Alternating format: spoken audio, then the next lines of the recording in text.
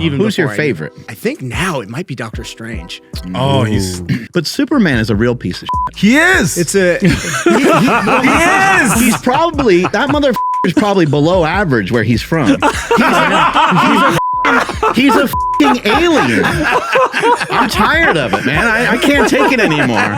Flying around in your cape and shit. Everyone in your hometown flies around in the goddamn cape. That's why I like Captain America. Tiny, skinny, scrawny, just like me. Got on some gear. He went on some sauce, right? He got on the sauce, the- and then it made him the best version of himself. It is sending the wrong message, though, isn't it? It's like literally telling everybody you need to get something externally in order to be this way. If I had one word for, the way I like to create programming, it's for longevity. Really and truly, the best thing that I have found for pain management has been contrast therapy. I love when people like yourself are doing things like this. You're just saying, look, man, this is what I do. That is the one thing that you just have to realize is that in order for anything to succeed, if it's just you, it's just you. Like, you got to be able to do it all. What do people need and what do they not need when they're starting a garage gym with the intention to like train people? I've never been a real big fan of the fake it till you make it saying, because I feel like if you fake it long enough, people are gonna know that. People are gonna recognize it that you're faking it. Yeah. It got bigger when I stopped wearing shoes, exactly like that. And now I have noticed that when I hike with them, I mean, there's the pump, so maybe that's what I was thinking. It was working. That's fine. It's a combination of the pump and the Vivo shoes made my. Whoa. Your clothes will be off in like 10 seconds. It's going to be great. wake up, what happened? Yeah. I'm out here just doing this Pop-Tart dance. These fucking legendary Pop-Tarts are so great. Power Project family, I hope you guys are doing well today. But I want to show you guys from Legendary Foods, we have the Tasty Pastry. Now, these things are 20 grams of protein and 5 grams of net carbs. Sometimes you're dieting and you want to be able to have a good, tasty snack that doesn't taste like cardboard. Well, this baby, it's not even warmed up. Imagine if you warm up this freaking tasty pastry in a microwave for like 20 seconds. I got my coffee right here, tasty pastry. I'm living life, and you guys can too. Andrew, tell them about it. Absolutely, yeah. So the other thing about this, so again, Nsima just mentioned 20 grams of carbs for a total of 180 calories for the whole thing, and the whole thing tastes amazing. If you guys haven't tried it, you need to right now. Head over to eatlegendary.com and at checkout, enter promo code PowerProject to save 20% off your entire order. They have those tasty pastries. They have all kinds of amazing flavored nut butters. They have almonds. They have all kinds of stuff, and you cannot help but laugh when you say nut butters. Nut butters. So yeah, you guys need to head over there right now. Eat Legendary Food, or eatlegendary.com. Links to them down in the description as well as the podcast show notes. We're going to sample your laugh today. And we're Okay, gonna you know what? Use it for future I'll podcasts. be entirely honest with you. I am definitely feeling something from that. Oh, that's awesome. Hit you quick. Hit you really quick, Hit you yeah. quick. What is it? It doesn't really matter. It's already totally know over. what you just It doesn't matter. Your clothes will be off in like 10 seconds. It's going to be great. Wake up. What happened? Yeah. Like Will Ferrell from Old School. It was like, I blacked out. What happened? You know what? It is actually really funny how you constantly just give people this and they're guests, and since they trust you, they're like, okay, I'll drink it, and sure. they don't realize this is a substance. It's You just also a put it down, It's like the roof of my mouth is numb. and you kept drinking it. And I drank the whole thing. It's, Hey, Truth trust. Truth serum. Yeah. It's not bad for you though. You're gonna I be just figured. fine. I was given protein gummies. I figured everything here is probably going to be on par. Yeah. We should spike Mind Bullet with like psilocybin. Oh, yeah. Throw some of that in there. Hey, people wouldn't realize. They'd be coming to like They might. fucking realizations. Yeah. Like during the podcast. That'd be great. You ever do any microdosing? We've done it Hey, on now, the yeah. Tried any of podcast. it? I mean, I know I haven't, but I've heard there are benefits to doing small doses of psilocybin over a long period of time. Yeah, it's great.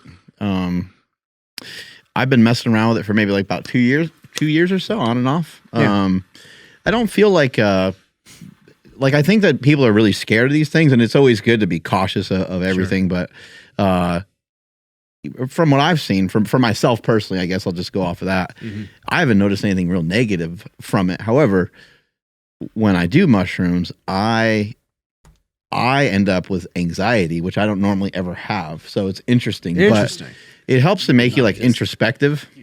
Yeah. And while I'm not someone who is really ever deals with anxiety or ever deals with depression, or I'm usually pretty up. I'm usually pretty happy. Yeah. You know, I think the reflection of myself would be like, hey, dude, actually, you do go pretty hard, and you do give a fuck, because why else would you be pushing so hard on so many different things all the time? So Right.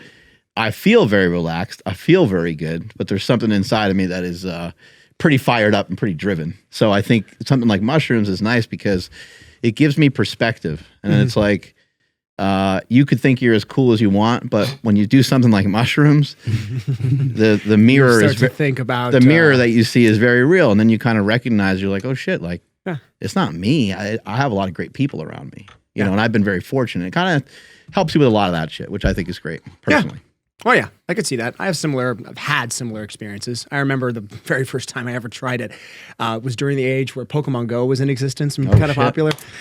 Yeah, and I just remember How old were you when got that a came fuck out? ton of Pokemons, didn't you? I was all about it. I was obsessed with it. Same here. To an unhealthy degree. Me too. Well, we were walking. And that's how I justified it. I'm like, maybe I should get out, and this is great, a good way to get out into the community and experience the people that'll do this. You don't want to meet the people that are getting out to get Pokemon. You don't want to meet those people in any circumstance. And I realized midway through this trip, wow, I'm literally walking around chasing nothing. Like I'm wasting so much time looking for nothing. Did you put any money in it? Did you buy? yeah. Me too. I put money into it. I put hundreds of dollars into Same it. here. It was bad. But in that moment, literally, I realized, I'm like, okay, nope, I'm done forever. I can't ever go back to that. That was a giant waste of time. The way that game multiplied, they tried to put it in perspective to like Facebook and all these things that multiplied and grew, and it grew Meta, like it's going to do something. They're going to do something new with Meta. I shit. heard it's going to be. They're going to collaborate. Oh my God, that's not good. It's Well, not I mean, good. Well, it's none of it is cool, good. But It's kind of. I don't know, man. I used to be like about the whole thing. Well, maybe it's good, maybe it's not, but it's cool. Now I'm thinking it may just be bad. it gets people walking though. People that wouldn't be usually coming to the gym and they'd usually be sedentary on a video game. Yeah. Now they're outside walking, getting sunlight, catching Pokemon. I mean, You can't hate it all the way. Yeah. I feel you. Do you have your avatar picked out already because you're into these comics and stuff? For the meta? Yeah. No. I've steered clear, and so far it hasn't really impacted any business, Right. transactional worlds at all yet, but I'm told it will. Yeah. Everyone who knows anything about it tells me that there will be some kind of a, meta, and then IFTs will all come together, and that's how business will eventually go that direction. So, but for now it's not. So, what we have is what I'm focused on. What were you doing with the action figure on your IG that I saw the other day? What was going on with that? You were like painting it and fucking Oh with yeah, that. It's funny. I gotta credit Eli. For Are that you one. artistic? Yeah, I yeah. can't draw for shit, man. Really? Yeah. How about you? Can you draw? no. Yeah, you probably can. Oh man, I used to be able to, See? but I haven't drawn in a long time. So I don't know if I can For anymore. me, I've always found, because I never played video games, it was never really my thing. I like movies, but for me, artistic expression has always kind of been that yin and yang for me. I always find balance in my life by doing something like that. For everything else in my life, it's so, it's lifting in the gym, it's doing school, it's, building business, whatever it is, it's always just go, go, go, go, go. But for that, I can kind of just quiet it all down, turn on some music and just, there you go. Yeah, you made Venom and it looks sick. Yeah, no, that was a fun one. What I have found is that I got a 3D printout, and I will print these files, and then I will paint them, and then I'll hang them in the gym. Wow. And what's fun about that is that It looks awesome. Whoa. doesn't it look cool? It does. Yeah. And then on camera, it looks like it was gigantic. So when I I don't know, seen it's it in just- the little box, I was like, oh, okay. Well, it's kind of neat when you do something yourself too. Like, I don't know, there's something 100%. like when someone asks you, like, hey, what's fucking Venom doing hanging off the squat rack? Yeah. Then you're like, well, I don't know. I tinkered around with that yesterday. Yeah, I put it together, and the cool thing is it's kind of a meeting of both worlds. I can now use what I used for kind of relaxation purposes, just set up a camera, do a time lapse, and now I can use that for content or for the gym, and it kind of fuels both sides. So I can do that and sort of justify it to myself a little bit better as not so much a waste of time. But Eli's the one. He told me, he goes, look, you are in the process of making something that people want to see like you. People want to see the odd things that you like to do, and they want to see how your vision for not just fitness but for life, and how you're making this brand kind of fun. And for me, there's nothing that's ever been more fun than comic books and getting all nerdy about it and Batman, of course, but that side of things is Were you so maybe much fun. a little reluctant to share that just because it's it's more of a hobby and it's more for you, right? So sometimes you don't want to share everything on social media. Nah. It was kind of the one thing that I sort of didn't like, and I didn't. Thanks a lot, Eli. It was I wouldn't say it was private, but it was kind of just, it was something off the wall that I didn't think a lot of people knew that I did. For a while, I actually started painting the Warhammer miniatures, like the little tiny ones that you see in, it's a board game. Yeah. And I painted that since I was a little kid. I painted it kind of weirdly professionally. I used to paint them for the shops and stuff, and they display them. All right, so this that's is getting kind of nerdy. Yeah. Oh no, it's about to get much more nerdy. Get It's ready. really bad. And that's as a kid, I did it for years, and then I obviously stopped because why would I keep doing that? And then kind of just came back to it with the 3D prints. I can't remember who I first saw that did that. 3D printers have kind of jumped off recently. They haven't really cool that you can 3D print your own shit. Yeah. No, the files, there are companies now that specialize in just Marvel or just DC, and they make these really detailed models, and you can scale them. Dude, you can scale these things to be this big. Wow. And I figured out a way to just I took a model stand, turned it upside down, drilled holes, and then just anchored it and put some LEDs, and now they look sick. Dude. It's so much fun. And it would be, you guys could literally hang some up in here. They're a lot of fun. Help us figure that out. Oh shit. Yeah, all right. I got you. I'll get you on one. Dog, you think you're nerdy. Okay. Well, you see these little pop things? I did see those little pop things. I have purchased hundreds of them.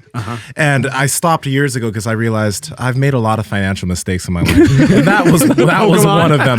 Hey, Pokemon, fucking Maple Story, League of Legends, all that shit. I've made a lot of financial decisions like that were not good in my life. But sure. I'm curious about this. When you were younger, did anything as far as like comics or whatever inspire you to work out? Because for me, it was Dragon Ball Z that really got me like working in the gym really hard because I really wanted to look like Goku. I have a picture of Goku in my office, and I have another picture of Black Panther. Actually, my phone name is Black Panther. Oh. So did any of that inspire you to get active when you were younger? Absolutely.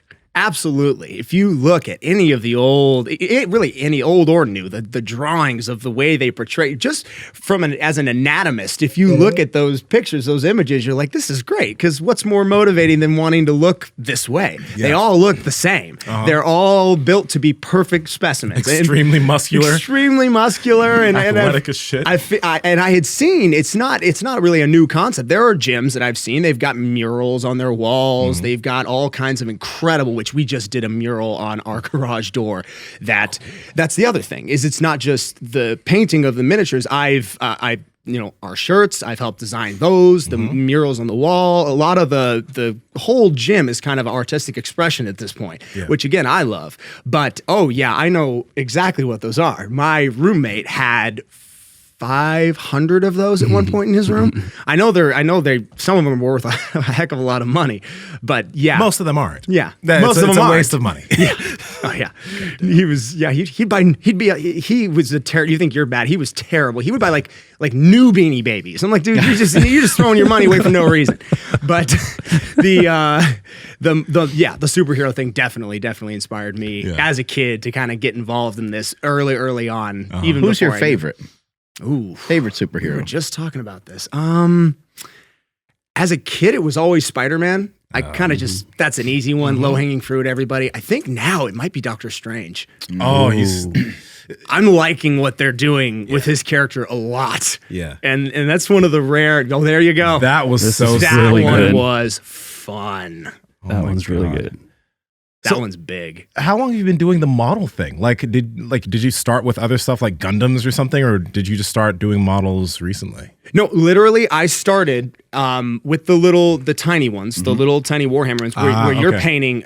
The detail on these things, they're this big, and you're painting the face and the eyes and the tones and everything, and then went to that. And the only reason I started up again was because, like I said, I figured out a way to kind of convert it into both content and creation for the gym. There you go. That's the mural. The mural on the door is so cool. Did you do that?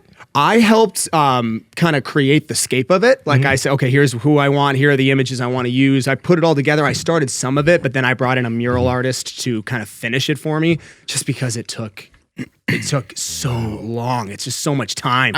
I got a little bit of a problem with superheroes. Tell me. Oh God.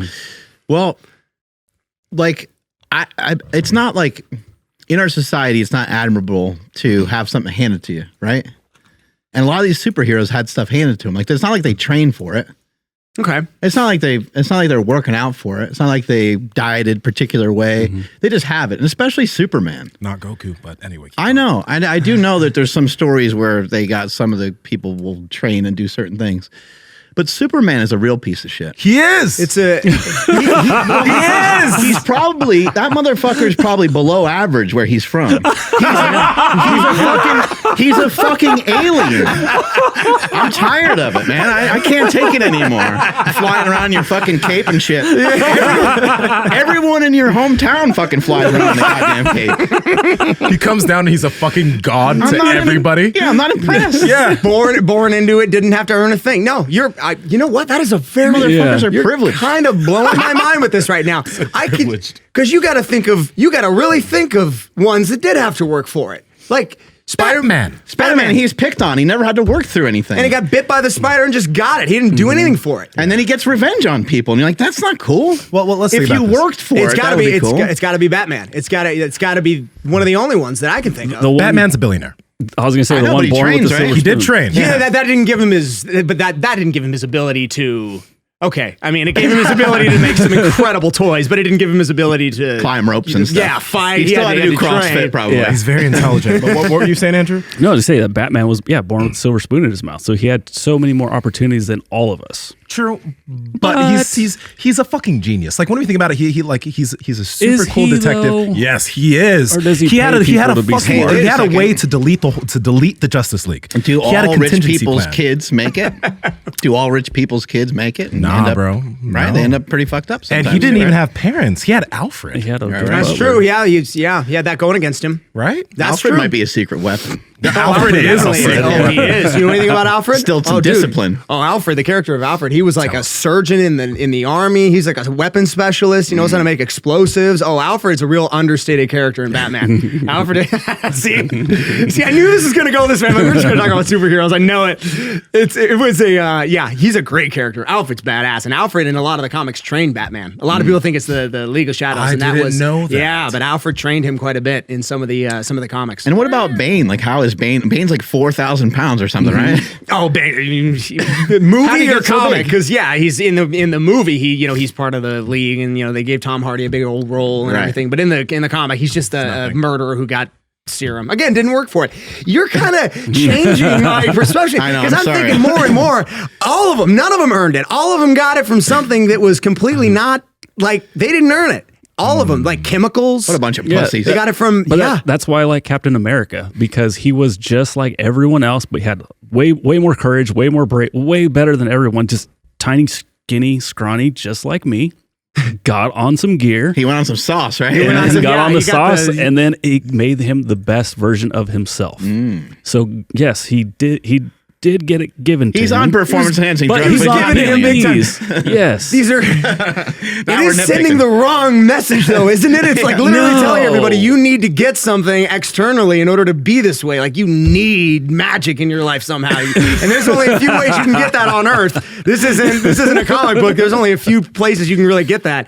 Yeah. I don't Wow. know. There is something cool about being the chosen one in some way, like Harry Potter or something like that. Like there's some cool things to like, I guess, somebody just being born a certain way or having a particular like lineage. But it gets to be weird when you really start to think about it. That's why everybody likes, all kids that are millennials look at Dragon Ball Z as the quintessential training gym shit. Because Goku, he's a Saiyan. Yeah, he's from another planet, but at the end of the day, that motherfucker had to train. He got his ass beat. He got stronger because he got his ass beat. Beat the boss, gets his ass beat again, gets stronger because he gets his ass beat. Boom. It's just like training. Go in the gym. Get hurt. Yeah. Recover. Get stronger. Goku is a bro. And he actually like lifts, right? He lifts. He actually lifts. And he He takes does like, martial arts. some supplement or something, right? A senzu bean. Let's say Still you're not fucked natty. up. Yeah. No. All it does is, let's say you get fucked up, you take a It senzu got bean, banned recently by WADA. you recover, and you're good to go. That's all a senzu bean is. But we got to rewind back to Batman because that movie came out and you had some opinions. I did. Yeah. It was good, in my opinion, but you know more about Batman. And this will so- be out after a little while because we have a couple couple of episodes from the Arnold coming out. So Good, so it won't be spoiling anything. So for I think anybody. at this point, Yeah. if you wanted to see it and you're going to be upset by spoilers, you would have seen it already. Yeah. Yeah. And if you haven't Sorry, seen Eli. it, He's not in the future yet. if you haven't seen it, just skip over this part and you'll be fine. Yeah. We got chapters. Oh yeah. Yeah. So there's a lot about it I liked, and some stuff that I didn't. I think the casting was really well. I love the Penguin. I mean, you will watch that movie, you will never know it's Colin Farrell. You'll never. That was Colin Farrell? Yeah, bro. Holy shit. See what I'm talking about? Nobody knows it's Colin Farrell. That's insane. Oh, he's got like 3 chins and a scar on his face, and he does good. He did real good as the Penguin. Oh, they call him Oz. It's a great character. He was probably my favorite. If I had to pick one thing out of that movie, probably the Penguin. I'm blown away. Yeah, I'm me blown too. away. That was amazing. Yeah, I didn't know until I got to it. Yeah, dude, look at him. You have no idea that's him. Not a clue. He's such a good actor. Like he did an amazing part like in that role. That was fucking dope. He's kind of reinvented himself. Wow. Because I mean, incredible. for most of his career, I think he kind of was like a B or C list actor. He never really made it into the big films, but That's true. he's a good actor. He's done great. Yeah. But no, I liked that. I did not particularly like the way they looked at Batman. I was not a big fan of. To me, Batman was always the character who kind of looked at the city and said, or looked at his environment and said, this isn't right. Y'all can't get it right. So I'm doing it my way and I'm going to fix it. And here are the reasons why. Yeah. Crime is out of control. Corruption is widespread. This is what I'm doing this now.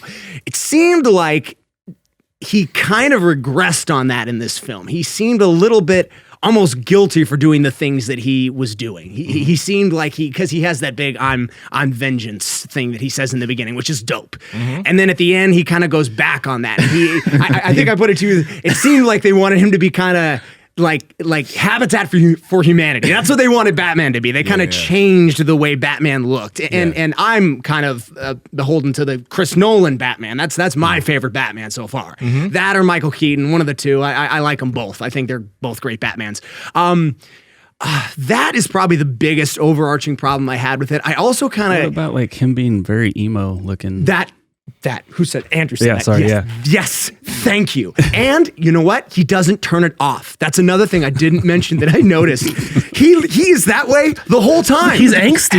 as Batman and as Bruce Wayne. You know how in the other ones it's like, okay, Bruce Wayne's like, all right, I'm gonna one arm it with 2 girls at the same time, go in and buy the bar, and then I'm gonna leave, and this is me. Yeah. He doesn't do any of that. He just looks mad and sad and angry the whole time. He looks like that. he even has bad posture. Like at least Bruce Wayne and Christopher Nolan's was walking around like this. Robert Pattinson, I'm glad. I mean, it's cool that he chose not to hop on the sauce, but Robert Pattinson likes to go around with bad posture. Yeah. It's like, come on, man, you just pick up your shoulders. Clean it up. It's not even that he, I get it. Not everybody's gonna do the Ben Affleck thing and get 230 and just get on stage and look ridiculous. Yeah. But he didn't even do anything. It's almost like he did it on purpose. He's like, not only am I not gonna get on, any steroids, I'm also not gonna work out. I'm not gonna do it. Mark, when you see this movie, you're gonna be funny. You remember that scene where Robert Pattinson is shirtless? Yeah. Okay. You remember when he's pushing the table and he does this Yeah. weird spread? So the directors are probably like, try to look bigger here. So he goes like this and pushes the table in a weird way so his back looks wide. And it's unimpressive. And but they did do good at like giving him some angles where like it looked like he was kind of big. You from could the tell that top. they tried. They did. They tried. But the moving the table with the shirt off and the back thing, that was just. and he's like, as he does. I'm like, okay,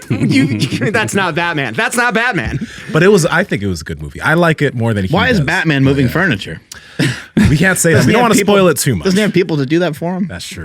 There were things about it I liked. Overall, I did like the movie. I had some critiques, but yeah, again, He man, does look good there. Not bad at all. Right? He does look good there. That's a generous look. And Yeah. I was does he, almost though? thinking there was a little bit of CGI involved in that. Definitely. Does he look good there? I mean, don't know. he's Maybe not you're- ripped, but he has Does he muscle. He look looks like- healthy, but doesn't look like a superhero. I was gonna say, does he look like Batman? I'm pretty sure they knew this movie was coming for a year little while. minimum. It's like, hey, in 2022, you're gonna be Batman. What are you gonna do? I'm not Oh, I gonna don't do know. steroids. I think it's I'm not badass. gonna get a haircut, that's for sure. I don't wanna do work think out. it's badass that he was just like, nah, I'm not gonna work out, and y'all are gonna deal with that shit. And he didn't. It's kind of cool. And the fact that it's still a good movie, like He's never getting another role like that. As somebody who looks at the suit, I feel like the aesthetics of the superhero are just as important as he's got to look a certain way. This is what we're doing. This is why we like him. The comic books, they got to look a certain way. You have a point, because if he's walking around and he doesn't have superpowers and he's punching people and kicking people, you'd expect him to be able to have a bit of a build to him. Especially Batman. Yeah. Batman's whole thing is that he will out-punch. He's not Captain America. He doesn't have performance enhancers on it. His whole thing is he's out-trained everybody. That's why I love Batman. Batman's whole thing is, I'm going to go out every single night. I'm going to combine all the martial arts I've learned and all the strength training I do in the Batcave, and I'm going to go out and I'm going to kick the shit out of everybody in this city and do that every single night. That's true. Are you one of these guys that's like too much of a purist? Like when you see one of these movies, and you're pretty animated. So are you in the movie theater yelling at the screen? Oh man, I can be. That's not real. It's not normally like that. In this one, I will say this, and I'm trying not to give all of it away. Right. There was. Oh, here's the original Batman. Look at that. So I'm not going to show it on screen or play it, because last time we did, we got dinged for it. But did you? Yeah, but it's the Batman scene. Like Robert West or something. Oh my gosh, look at that. Why have I never seen this? Oh my God, dude. Look at the shape he's in. Dude, he's beating the shit out of that shark, and you could hear like thunk, thunk. An uppercut to the rib of the shark. When is this the 60s? Is this the 50s? When was this? Yeah, this is the 60s, 70s. But then he calls for like a certain spray, and they just happen to have this array of oceanic repellents. Back spray. And shark. They happen to have shark spray. So look at Robin. You got to be prepared for all situations. Everything. But did you watch the Lego Batman movie? Oh my goodness, yes. Okay. That was amazing. The most amazing nap I've ever had. But in that movie, they reference Wait a minute. shark spray. You didn't like it? No, it's not. I don't know. Andrew sleeps during good movies. I might have liked it. Yeah, he's but, frustrating. Dude, it's cold. It's dark. The seat reclines. Nobody's going to bother me for about you saw it in theaters. You saw it. Yeah. Okay, I didn't see it. I saw it in my house, but I loved it. Oh, I love the Lego. Yeah. Oh, I think Will Arnett has his voice. Darkness. when Superman's like, I can see you're laughing in there, whatever. That was pretty good. No, I like that one. And I didn't hate this one. Yeah, there's just a couple things about it. The coolest part I thought was the car chase. The Batmobile in this one was fire. But check that out. So Look, cool. He sprayed him with the spray, and then he explodes. Yeah. That's awesome. I sidetracked you. That's so cool. Are you yelling at the screen in the movie theater? I was during the car chase. That's kind of how I was going to round that back to the answer. Yeah, during the Penguin car chase, when Penguin's going and he's after him, I was yelling. And I had a date with me, and it was the first date, and she was like, please calm down. Shit. That was the first date? It was the first date. Let's go. Right. No, I think with movies like that, like it's, those are movies where you can do that kind of stuff, especially if you're going to the movie theater, as soon as the movie comes out. Yeah. Like you expect that. Like people are going to be hyped. The right? rest of the freaks are And it was with you. it was a 3-hour movie. So I feel like out. me doing that kind of woke up the theater. Like the theater was a little quiet. good. And they were like, let's go, people. This is Batman. I know we're on 2 hours and 20 minutes, but let's go. Yeah. I'm sad to admit, when I did go and see that I'm movie. so proud of you. No, I have to admit this to Andrew. I slept let's just say 30 minutes in, I was like trying to stay awake with my girl, and I fell asleep for like 15 minutes, and I woke back up. I was like, fuck, I hope I didn't miss too much. I'm going to rewatch it, but. Well, you need to just tell the people to take this, because I'll be honest, I've never been so hyper-focused in my whole life. Right? It's Mine's good shit. Take that, go to the Batman movie. It was too long. They didn't need to make it that long. Better villain, Heath Ledger's Joker or the new Penguin?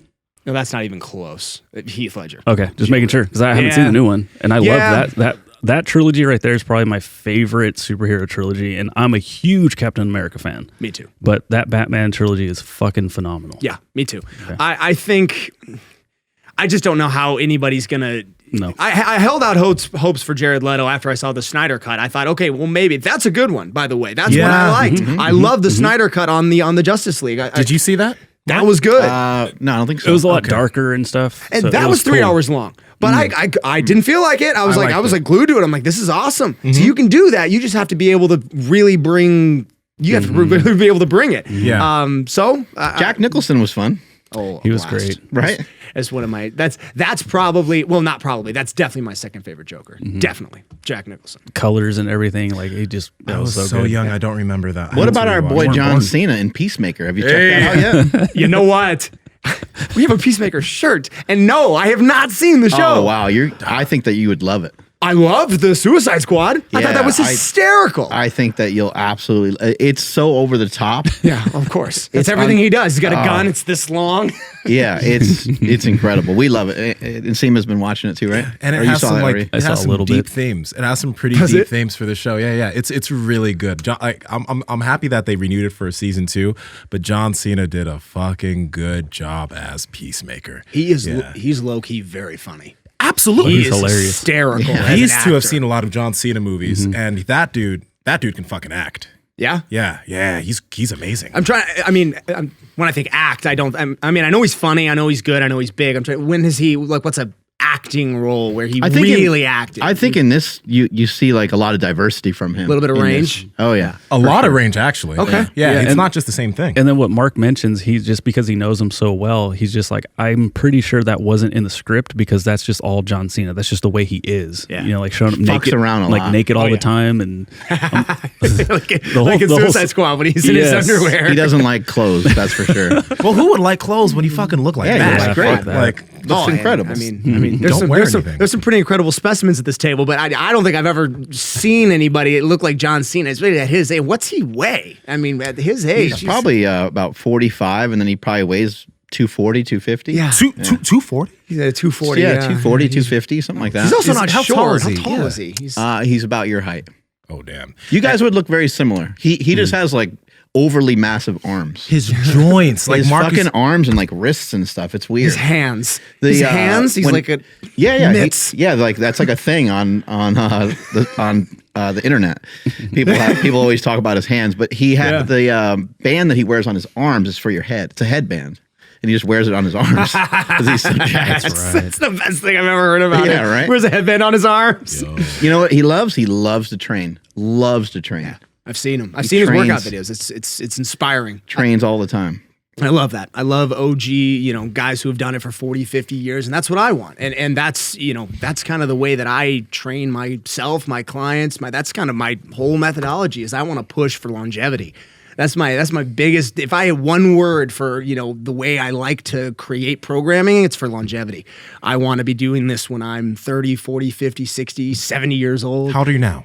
I'm 31. 31. As of last week, yeah. I like what you're saying about that because some people, when they talk about longevity, they just talk about like wanting to live to be like 126 or like try to break some record to be 150 years old or whatever, Yeah. which kind of sounds a little miserable because everybody that you know would die. Oh, yeah. So Plus your quality of life. I mean, that's got to be about that. It can't be Right. about the number. and that's what it seemed like you were touching upon right there is that it's about the quality of life. Like you want to be in a squat 100%. rack when you're 70 years old. Absolutely. I want to be doing what I do now the same way I do when I'm training at that age. And that's something that if you seamless shout out to Ian Danny. I mean, if you're trained a certain way at a young age and you're taught the right way right out of the gate and you never make all those crazy mistakes, you kind of have a leg up on that. And that's something that I am just every day so thankful for is that I just have, I don't have any real past injuries, something that wails on me, something that nags me. And I'm able to train 6-7 days a week. And that is in largely because I have a, pretty good understanding of how to train safely. And you have a movement background. Let's not forget that because you just mentioned gymnastics, training. yeah. Training when young, but Yeah. you have a gymnastics background. So how do you think that that's training to your adulthood? Because as we were talking about in the gym, like I'm starting to do a lot of calisthenics works. I'm trying to train myself into a handstand and handstand walks. Heck yeah. And it's harder as an adult. But like when I see kids who did gymnastics, even if they stopped and they get a little bit out of shape and they're not doing a lot of shit, those kids can hop into a handstand. They can bang out pull-ups. They can bang out dips like no one's business. Oh yeah. Well, when you are in your very early stages of development, you've heard them say that kids are rubber for your brain and your body. You're learning your body's capabilities, both mentally and physically, at that early age. If you take somebody who's 10 and you put them in a gym and you get them with an instructor and say, okay, hey, we're not going to do weights. We're not going to do any of that, but we're going to work on hip mobility. We're going to work on getting you into the splits. We're going to work on the rings. We're going to do the bars, the pommel horse. We're going to do flexibility, strength, endurance, all of that kind of stuff. And we're going to do that. I was training gymnastics 5 days a week.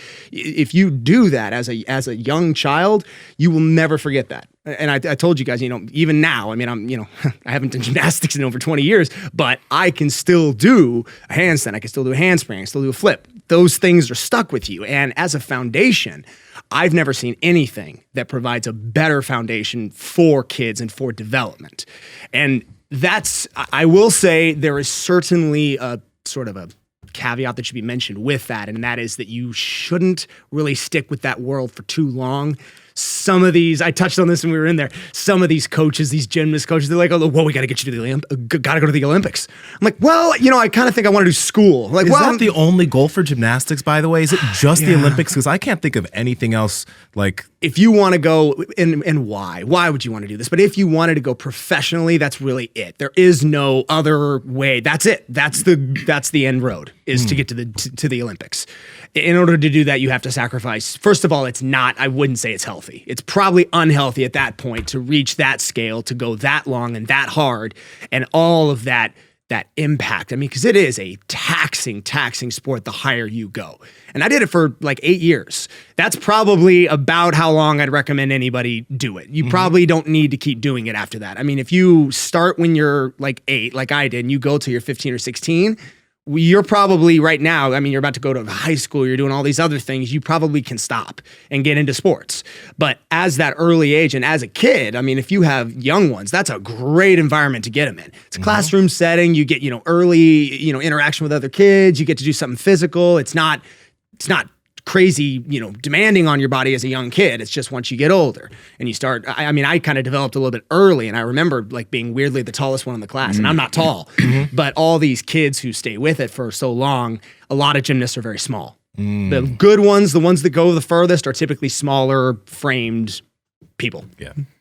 How is it for the females? Is it a little different? Because I know some females that have done gymnastics, and a lot of them have a lot of injuries from that. Is it different, or does it just depend on your coach, or what have you seen?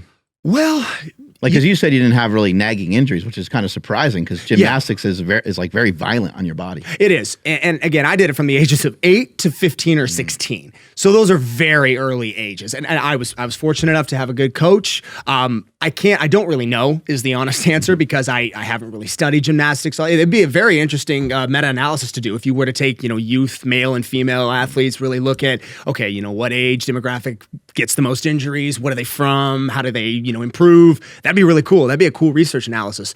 But I don't know whether females or males have difference, but I do know that the longer you do gymnastics, it's pretty inevitable that you will get hurt.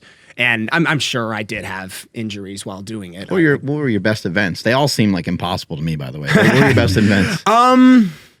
Probably the rings. Honestly, I love the rings. That was my favorite. And I remember, it's so funny because when you do the rings, now in CrossFit, you've got the muscle up, which is so popular. Everybody's like, a muscle up. I'm like, what? Like just getting up, like before a kip. Like, that's the starting position. That's the starting, but that's not even an exercise. That's like, hello to the judge. Now I get up and go. Yeah. And now all of a sudden that's an exercise. But I remember I went into a CrossFit gym, and I remember all these guys were just like dying. They couldn't do it. I'm like, what are y'all trying to do? They're like, a muscle up.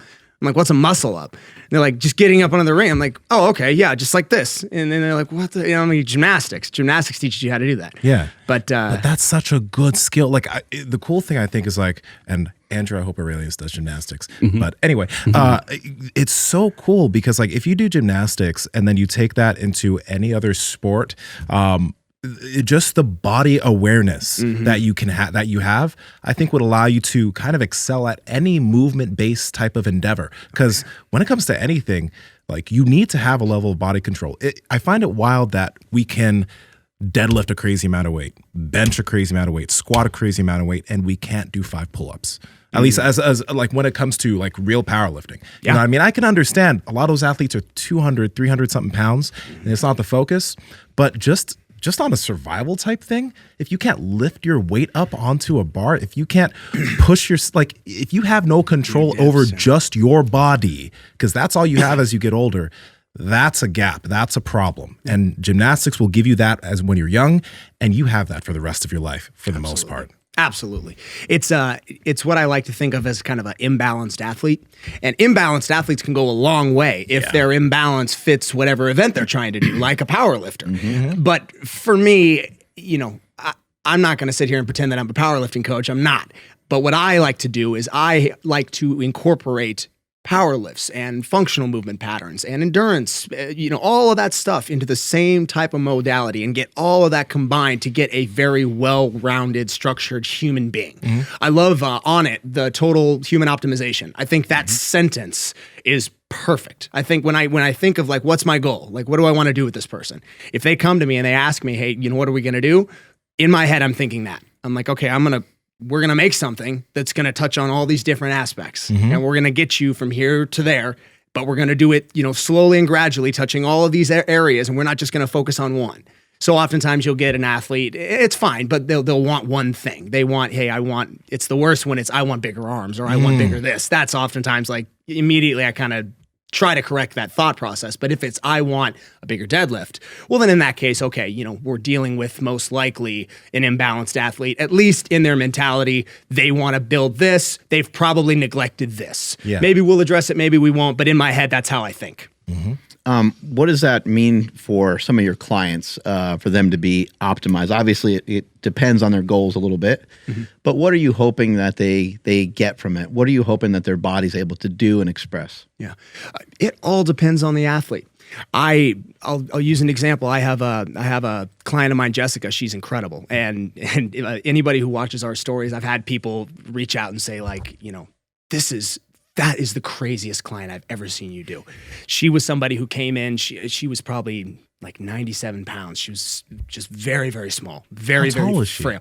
5'6", 5'7". Whoa! She's very small. Okay. Very, very small. Yeah. Middle-aged, small human being, just very small proportion, but needed strength training so badly. To say she was immobile was to just understate the whole situation. She wasn't mobile either? She was immobile, couldn't move all that well. She just wasn't strong enough. She did not have the muscle strength to perform basic, like if you asked her to run, it would be almost impossible for her to do that.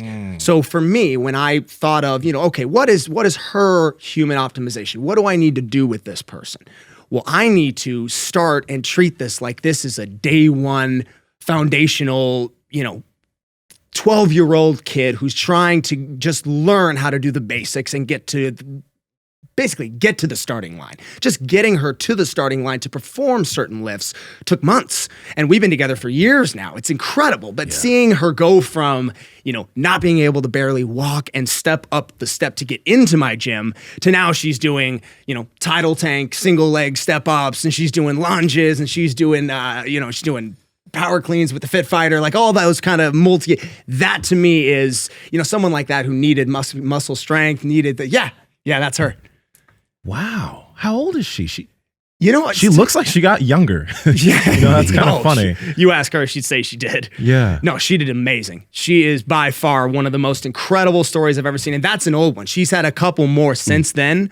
Cause it's funny. I just went back and looked through all the, just some of the old like transactional hit cause we're doing taxes and seeing how long she's been here, a couple years now. It's incredible what she's done and how she's been able to change. But someone like that would have a totally different viewpoint in my head. I'm like, I'm not trying to get this person, really not even trying to get her to deadlift at all. I'm just trying to get her to the point where she's comfortable. Perfect example. She sent me a video of her lifting the Brita water jug and putting it into the filter. And she texted me and I'm like, what is this? And she goes, she texted me. She's like, I want you to know how important this is to me. I've never been able to do this. Yeah. Right. I've never been able to lift this and put this in here. Yeah, things like that, putting your suitcase, your luggage in the overhead bin, just these tasks that maybe some of the rest of us might take for granted because training's like a huge part of our life. There's a lot of other folks that they maybe haven't explored some of that and they haven't tried. And a lot of people are in a lot of pain too. How do you manage people's pain? What are some things that you do when someone comes to you and it sounds like this girl was just struggling with her strength, but what do you do when someone's having like some real issues with their pain? Yeah. Really and truly, the best thing that I have found for pain management has been contrast therapy. This varies, of course, disclaimer that of course I'm not a medical doctor, but when someone comes to me and they have some kind of a pre-existing nagging injury or something where they've had, surgery or something that isn't shutting up, it's not leaving them alone. a lot of times I find that while there may be some kind of an anatomical issue that needs to be worked out manually through whatever, deep tissue workout, strengthen around the area, anything like that, if it's residing inflammation or something along those lines, contrast therapy has changed. It's changed my life, and it has changed the lives of so many of my clients. A bit about, and I want to dive deeper into this, but a bit about how we train at my facility. And this is what I'm getting in a PhD. I'm starting that off here in the next, pretty excited, in June. Sick. Yeah. What my thesis is on is the combination of strength training and contrast therapy inside of a 30-minute metabolic window. So what our facility does, it's very cool. We have the training, which is essentially phase one of every session with us. Everything is one-on-one or two-on-one. We do, partner training. They do the strength training with me, with the program that we design. I have a mobile app we use for peer-to-peer sharing. They do that. Then they go into the back. And in the back, and Andrew, if you can find something like this would be incredible. We have our ice tub and our sauna. And what I have learned, I got into this a lot because I had a client that had, he was misdiagnosed with ALS. Yeah. He had nerve damage going up his legs. He had restless leg syndrome. He couldn't sleep. And as a family member, so it was very personal for me. So I essentially started looking into the design process of these tubs. What does that say, by the way? Frost-right chamber. Frost-right chamber. So it's a self-sustaining ice tub. It filters itself and it makes its own ice. We run an ozone filter and it basically chills like a freezer. Yeah. And so what we've done, and we're in the process of we're going to eventually make and manufacture these. So we're pretty excited. We'll get one out to you guys for sure. Very cool. Yeah. We're some very cutting edge stuff from some investors that aren't me that are going to make a very, very cool model. But everybody does strength training. Then they go back and they do contrast therapy. And our sauna is outstanding. Gets to 220 degrees. What sauna is this? We made it. You guys made the sauna? We made this stuff in house. This is not these. Yeah, we worked with. I have an incredible engineer. I have I've got great people around me, and that's a big key to doing this kind of thing. But our sauna we made. Wow. So it's a great little unit. It's not a infrared. If I could do my thesis, you would rather have an infrared? No. Oh, you don't want it. I don't want an infrared. I don't get it. Okay. I don't get it. Everybody around me, you're like, yeah, but it's cooking you from within. I'm like, okay, maybe it works. Yeah. Maybe it does. And I'm sure it does. But when I sit in an infrared and I get in there, it's like, okay, 20, 30 minutes. Okay, I think I'm sweating. Yeah. Like, you do not have that problem. You get into that unit. Am I crazy? Like, I know what you mean. Yeah, because the heat is super dry. And you're talking about the type of sauna where you put the rocks on it and stuff like that. Those are better. I like the way those feel better. I get to use an infrared sauna at this place in Sacramento called Asha. Theirs goes up to 195, so I do sweat. But I've also been in a like the sauna that you guys are talking about, and it's different. A dry steam. That's what they call it. With the stones. Mm-hmm. You got a bowl. You do the water, and it steams, and it's hot. And that's the thing is, it's like really hot. And what's amazing is, I don't know if y'all have ever done contrast therapy. There's a place that's pretty popular. It's called Optimize, where they do essentially what we are is a private training facility with Optimize in our facility. Nice. So we have like essentially what they offer after each one of our strength training sessions. And what I have found, getting back to your earlier question, if you do strength training and you do contrast therapy closely together, and this is, to be determined research because I want to do it. I'm going to do original research on this. What I have found is that, first off, the benefits for weight loss for individuals who that is their goal, doing this is the most efficient thing that I have ever found. How so? Again, the research has to be done. I have to now do it. But what I have found is that doing contrast therapy finishes off the workout and because when you get into the ice tub specifically, I mean, your metabolic rate, when your heart gets going, and I am teaching you the breathing techniques. We are going through the meditational process. We are doing everything we can to keep your sympathetic nervous system down, which is hard enough coming off a HIIT workout. But you're getting into the ice, and now you're at a place where, your body is, you're overheating with the workout, you're chilling in the ice, and then you're heating again in the sauna. Doing that, and again, I need to do the research. I'm so excited to do it, but I have found my clients who have all weight loss has been their thing. Since I started doing that, it's changed everything. And for injuries, the removal of inflammation, the toxins from the joints, the ligaments, the tendons, that would, the cold is powerful. I can absolutely get behind you on that because whenever I have little nagging things or whatever, I'll step into my cold plunge at home. Yeah. Literally, I'll do it for 1 minute or 2 minutes. I get out of it. 30 minutes later, a few hours later, I'm warmed up. I just feel much better. Joints feel much better. It's wild. How many times do people go back and forth? So that's a very good question. I have found it varies based on the individual. Some people like 5, 5, 5. My personal favorite, I like 10 minutes cold, 10 minutes hot. I like straight up. How cold is it? 10 minutes. It's 34 to 37 degrees. That's what our water stays at. Now, that's my model, and my model's a little extreme. That's just me. I like it. I like the mental fortitude that you build by doing that as much as the physical. And we could talk about that for an hour, just the mental benefits of being able to enter that environment and overcome it. It's I mean, people with anxiety, depression, insomnia, I've had cops with PTSD who have done this with me. And I'm like, hey man, look, I have this idea in my head that I think this might help you. We need to try this out and just kind of do what I say and tell me if this helps you. They've sworn by it. The mental stuff on that is as powerful as the physical, in my opinion, from what I have found. But getting in that for 10 minutes means you have conquered the breathing, meditation, and the cold.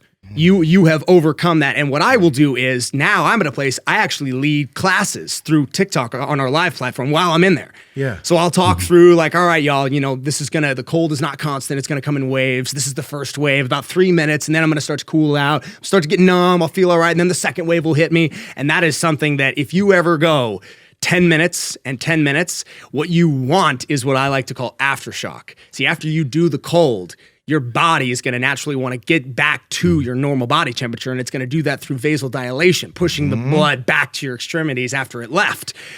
It's painful. I've seen grown men cry. It is an overwhelming, can be an overwhelming process. Painful in what way? Like your skin is, feeling weird, or is it like painful mentally more than anything else? Very hard to describe. Is it physical pain? Oh, it's physical. Okay. It's also, it's weirdly emotional too. Yeah. And for me, I've done it enough to where it's like clockwork. It's fine. I don't get any stress or anxiety about it at all, because I understand the worst part of the whole ice bath is that 60 seconds before I get in. I'm thinking about it. My mind, I'm getting myself, kind of ready, and I'm getting myself kind of amped up. You just naturally, there's nothing you can do. Your heart's already elevated just looking at the water. But what I have found is that, I'm sorry, what was your question again? I lost my train of thought. Oh, I was just saying what kind of pain? Pain, physical or mental, yes. Physical is certainly the more of a, not so much your skin because you're kind of numb, but as that circulation starts to happen and it is I understand. That makes sense. Yeah, it's overwhelming. You feel very. First of all, you are convulsing, most likely. You've been in the cold for that long. You're shivering naturally. Yeah. Once you get out, the way I describe it, it's like getting into the cold again. Because your body, when you first get in, that first 3 minutes is by far the most difficult. I tell my clients, if you can make it past 3 minutes, you can get to 10 minutes, no problem. You're there. I got to try that. But if you go in and you do 10 minutes, then you get out. First minute or so out of the cold, you're fine. You're numb. You don't feel anything. As you start to recirculate and get your body back to normal temperature, you start to feel like that first 3 minutes all over again. Because your body doesn't quite get, am I cold? Am I hot? And then you add the sauna in there as well. Now, the sauna is actually kind of a Band-Aid. It's beneficial for me and our process because our clients, a turnaround time for our sessions is about 70 minutes. So that's that's a decent amount of time. You got phase 1 training and then contrast therapy, which is about 25 minutes if they do 10 and 10. The sauna is there to kind of get you, because most people wouldn't be able to operate their car. If you got into that ice bath for 10 minutes and you just got out and tried to leave, you would probably crash your car. It's probably not safe. Shaking. Oh, I've had to do it one time. One time I forgot to turn the sauna on and then I had to go. And I was in my car just but the sauna helps kind of reset you. You won't even sweat. 220 degrees after the ice bath, you will not sweat. You'll get in there, you'll feel right, and you'll leave. Power Project family, how's it going? I hope you guys are enjoying the episode. And I want to tell you, sometimes when you're a lifter, you need certain pieces of equipment that's going to help you perform a little better in the gym. Just like the hip circle is going to help warm up your hips, knee sleeves are going to keep your knees warm when you're squatting.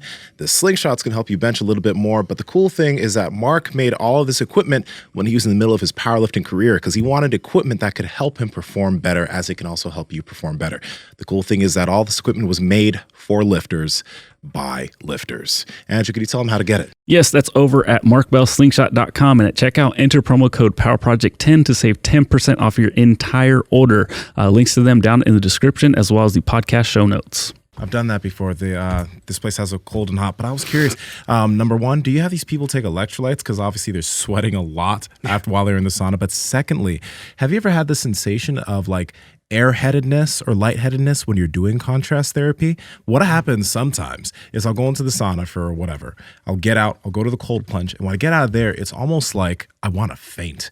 Like literally, I feel like, I just may pass out. Not because of like I've sweated or anything, but I just feel like a lot of like airiness in my head. Oh, yeah. I'm good, but it feels unsafe. When you feel this, is it immediately when you get in, or is it when do you feel this sensation? So like it's random sometimes. So I'll do the sauna, I'll get out, I'll go into the cold plunge. So you're starting with the sauna. Yeah, no, sometimes I start with the cold plunge and sauna, but like when I remember the last time when I did the sauna, came out, and then I went to the cold plunge around 3 or 4 minutes while I was in the cold plunge. I was looking at my heart rate, it was really low, and I was just like, stay here, Nsima, stay here, stay aware, right? And I was like, this is weird. Yes. Do you know what I'm talking about? Exactly what you're talking about. Do you know what the fuck's happening? I honestly don't. I honestly don't. And you know why? I did it a couple times. I used to go cold, hot, and I did what you did, where I would go in the sauna, get myself, because your heart is so low, beating so slowly because you're meditating in the sauna, you're so hot, you're overheated.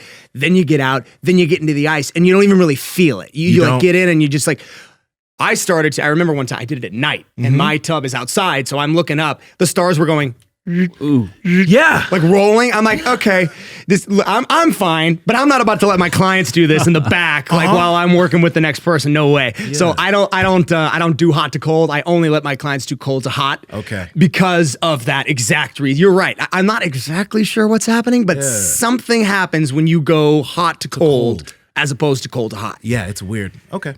And I try to preface my cold, because that same exact thing can happen when you get into the cold initially. That shock factor hits you. So what I do is I teach my clients the breathing patterns. Is that a live? Oh, that's an old one. Man, look how short my hair is. Sorry, I was just going how short those shorts are. My gosh. Hey, we love short shorts. Yeah, much shorter, please. Yeah, I've seen you guys do the short shorts too. That's awesome. Yeah. But oh boy, I couldn't find anything where you were in the sauna, so I was trying to just find anything. But there we go. That's a live, I think. Is that IG? Yeah. But I think it might have been a live because it's longer than any of your other ones. I'm imagining some of what's happening is like, your blood pressure, your blood sugar. Some of these things are probably shifting around quite a bit. You just got done with exercise, so who knows? A lot of times people say that your glycogen is kind of depleted after a training session, and maybe it's exacerbated when you go into a sauna and then go into the cold and things like that. But what I would imagine is happening in terms of body composition, you reporting that you've noticed some good changes with your clients.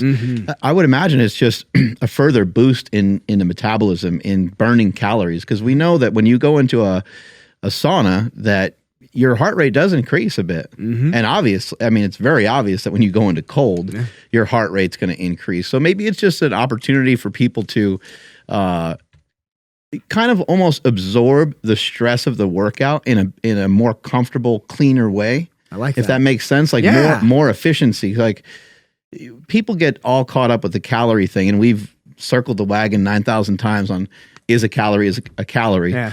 But what we found is that like there's certain calories that aren't used by the human body very efficiently for energy, like protein. So protein and fiber, they get to be a little bit of not necessarily completely free, I don't think, but they definitely have a different caloric value than what they're currently assigned of 4 calories per gram, or at least it kind of appears that way. Right.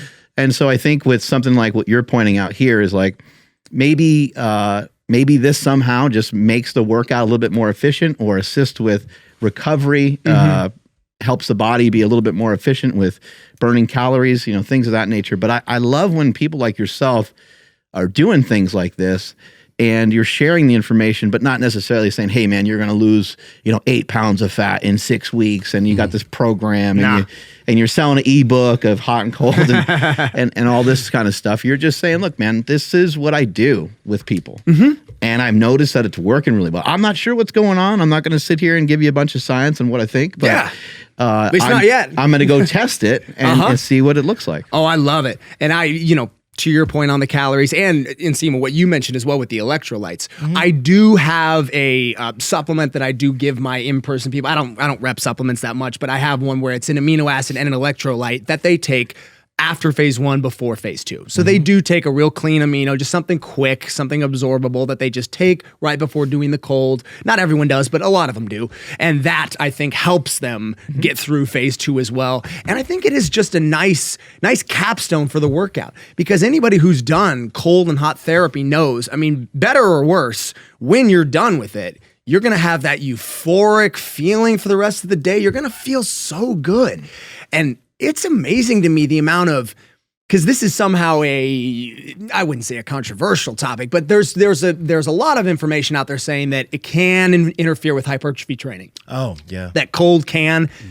I tell people, look, again, like you said, I'm just repping what I know to be true for myself and my clients, just what I've seen. Is it good to do every single day? Probably not every single day, but a couple times a week, I have found it to be invaluable.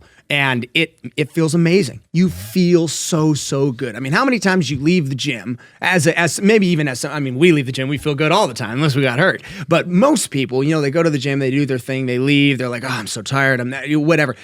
You leave the gym after coming to us and you do the cold, the hot, and the workout all together. You've done, everything's succeeded, everything's tracked, and you know that you got it all in. You feel great. Aside from the sense of accomplishment, you've got that just euphoric sense from the cold and hot that just gets you going through the day. You've got an energy boost beyond anything. Doing that, you couldn't go to sleep if you tried when you go on that. That's what some people ask, could I pass out? I'm like, yeah, I don't think so. Like, you go on that cold, you've never been that alert in your entire life. And again, I can only rep what I've seen and what I've done and what my clients have said and all the testimonies from the people who I know. I'm not, of course, the only voice in this arena. Cold therapy is very popular. It really is life-changing. And for us, it has shaped our business model and what we have been able to create. We're already kind of we do things to the tune of a different, drum.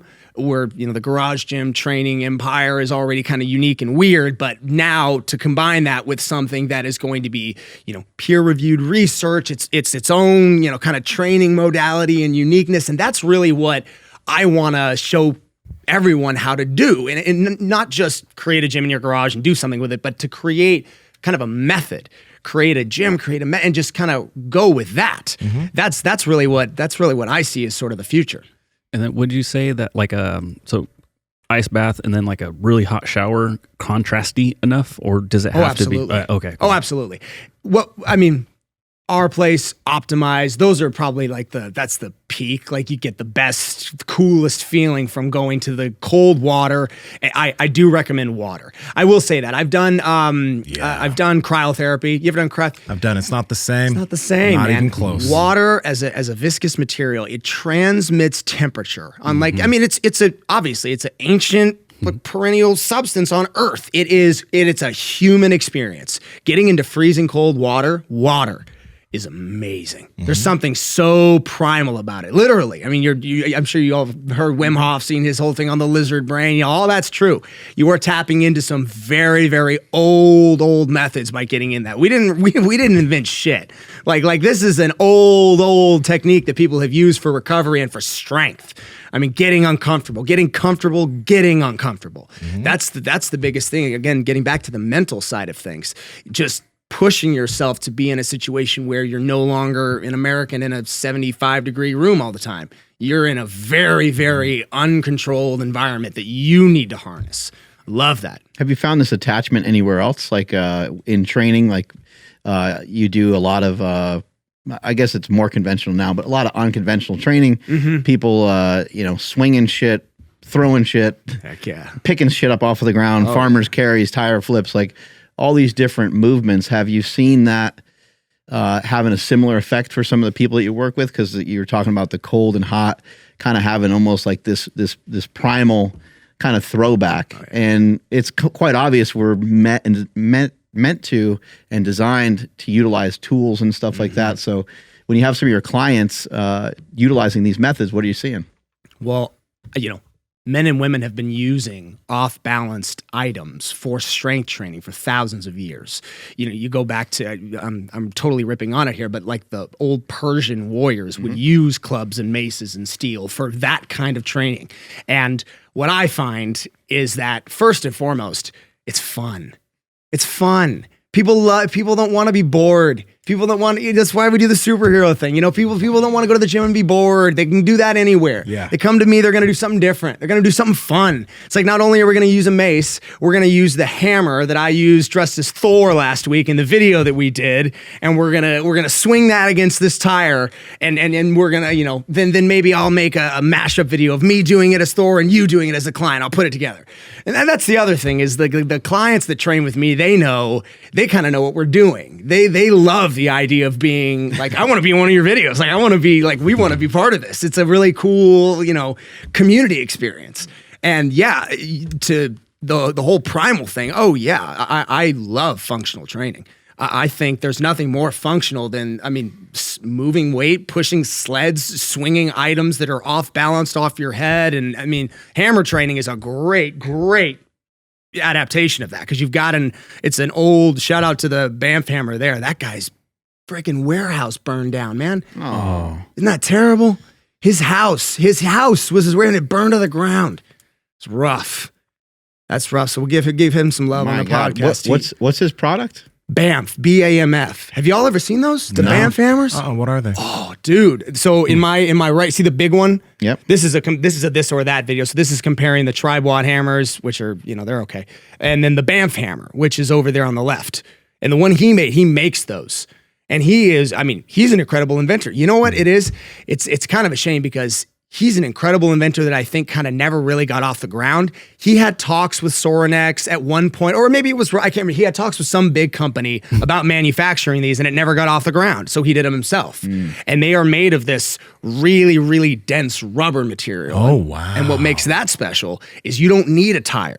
You can bang that on your ground, bang it anywhere. Yeah. So he has, we've done a lot. He's great. He loves what we're doing and we love what he makes. So he and I have collaborated on a lot of different stuff. How can people get that hammer if they're interested? Like, what's his website or? To tell you the truth, bud, he did a video last Oh, you might not be able to get anything. He may not be able to get, he announced that, hey, if you have Banff hammers now, they're now a collectible. I have no doubt that he'll come back. Oh, man. But for now, I think he's out of production. But BAMF, which we all know what that stands for. Banff, just do that on Instagram. He's on there. And if anybody wants to, send him a message, I'm not sure. I hope he'll be able to get more in production eventually, because they are incredible. They're decently footprinted and they're very, very reasonably priced too. The other thing I like about what you're saying is, when you have somebody squatting like 315 or something like that, not all clients can do that.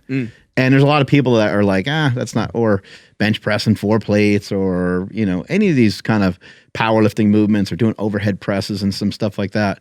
And people have experience, like a lot of people have some experience with some of these things, and they kind of understand like that hurts when I do that.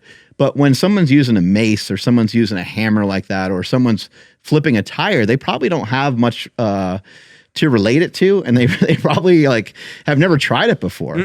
And when you're like, you can flip that 250 pound tire, they're probably like, no, I can't. And you're like, no, you've been training here for a little while. You're going to be able to flip the tire. It's a little bit of technique, and it might not be easy, but you're going to be able to do it. And then they're able to do it, and then they're super surprised at themselves, right? And they're so thrilled. It's because it's something that, it's so functional, it's so practical for everyday use. And again, back to that, lifting the Brita thing, putting it in. There's a perfect example of something where in everyday life, she could never do this. She texted me, I don't want to cry on this podcast, but she texted me that she could never decorate her Christmas tree every year with her kids. She could never do that. And that last year was the very first time she could ever do that. It's stuff like that. That is, I love that what we get to do helps people, genuinely helps people live a better life. Yeah, she's Was it great. her like lower back or something she had problem with, or? It was a lot of different stuff. Yeah, it was a lot of different stuff. Truly, she was as a whole, just as a whole, very underweight, not strong, did not have muscle density, just did not have the ability to. She specifically pertaining to the tree, she did not feel safe getting on a ladder. Period. The end. Did not even have like the capability to get up onto a step ladder and put up ornaments.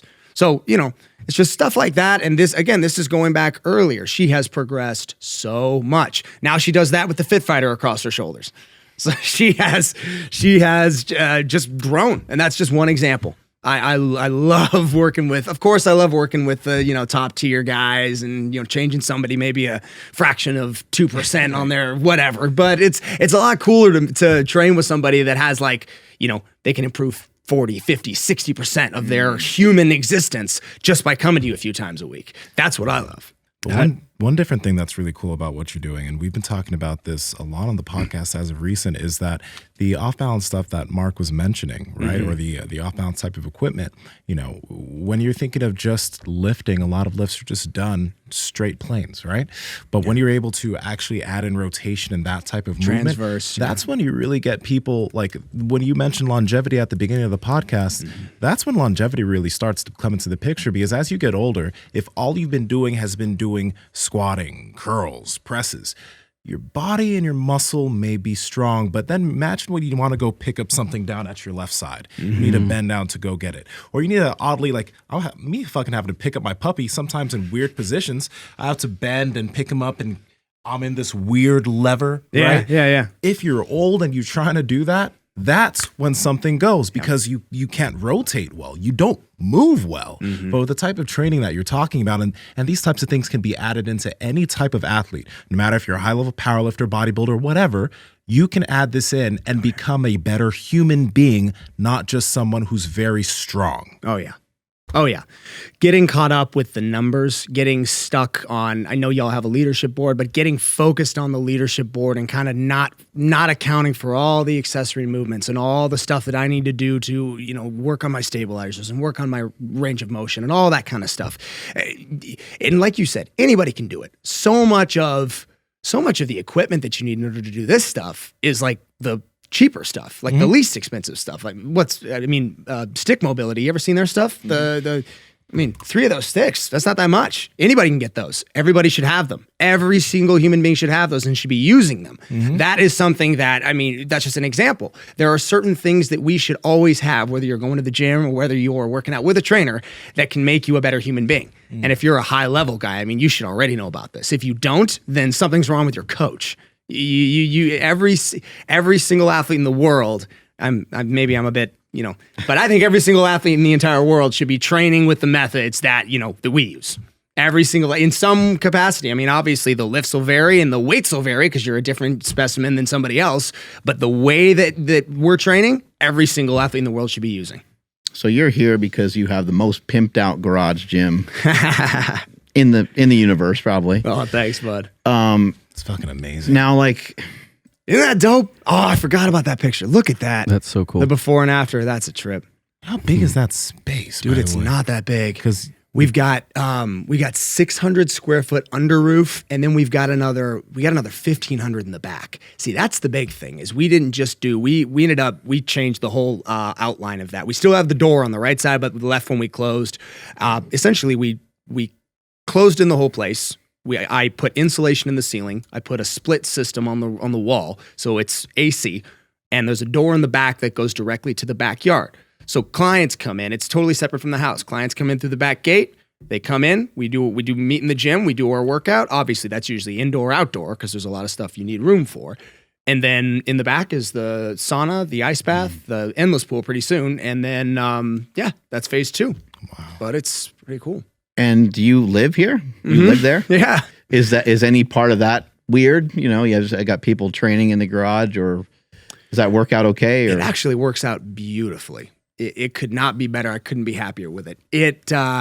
Because of the way we train, because we only do one-on-one or semi-private, and it's all me. That's the thing too, is we have a 4-person team, but I'm the only coach.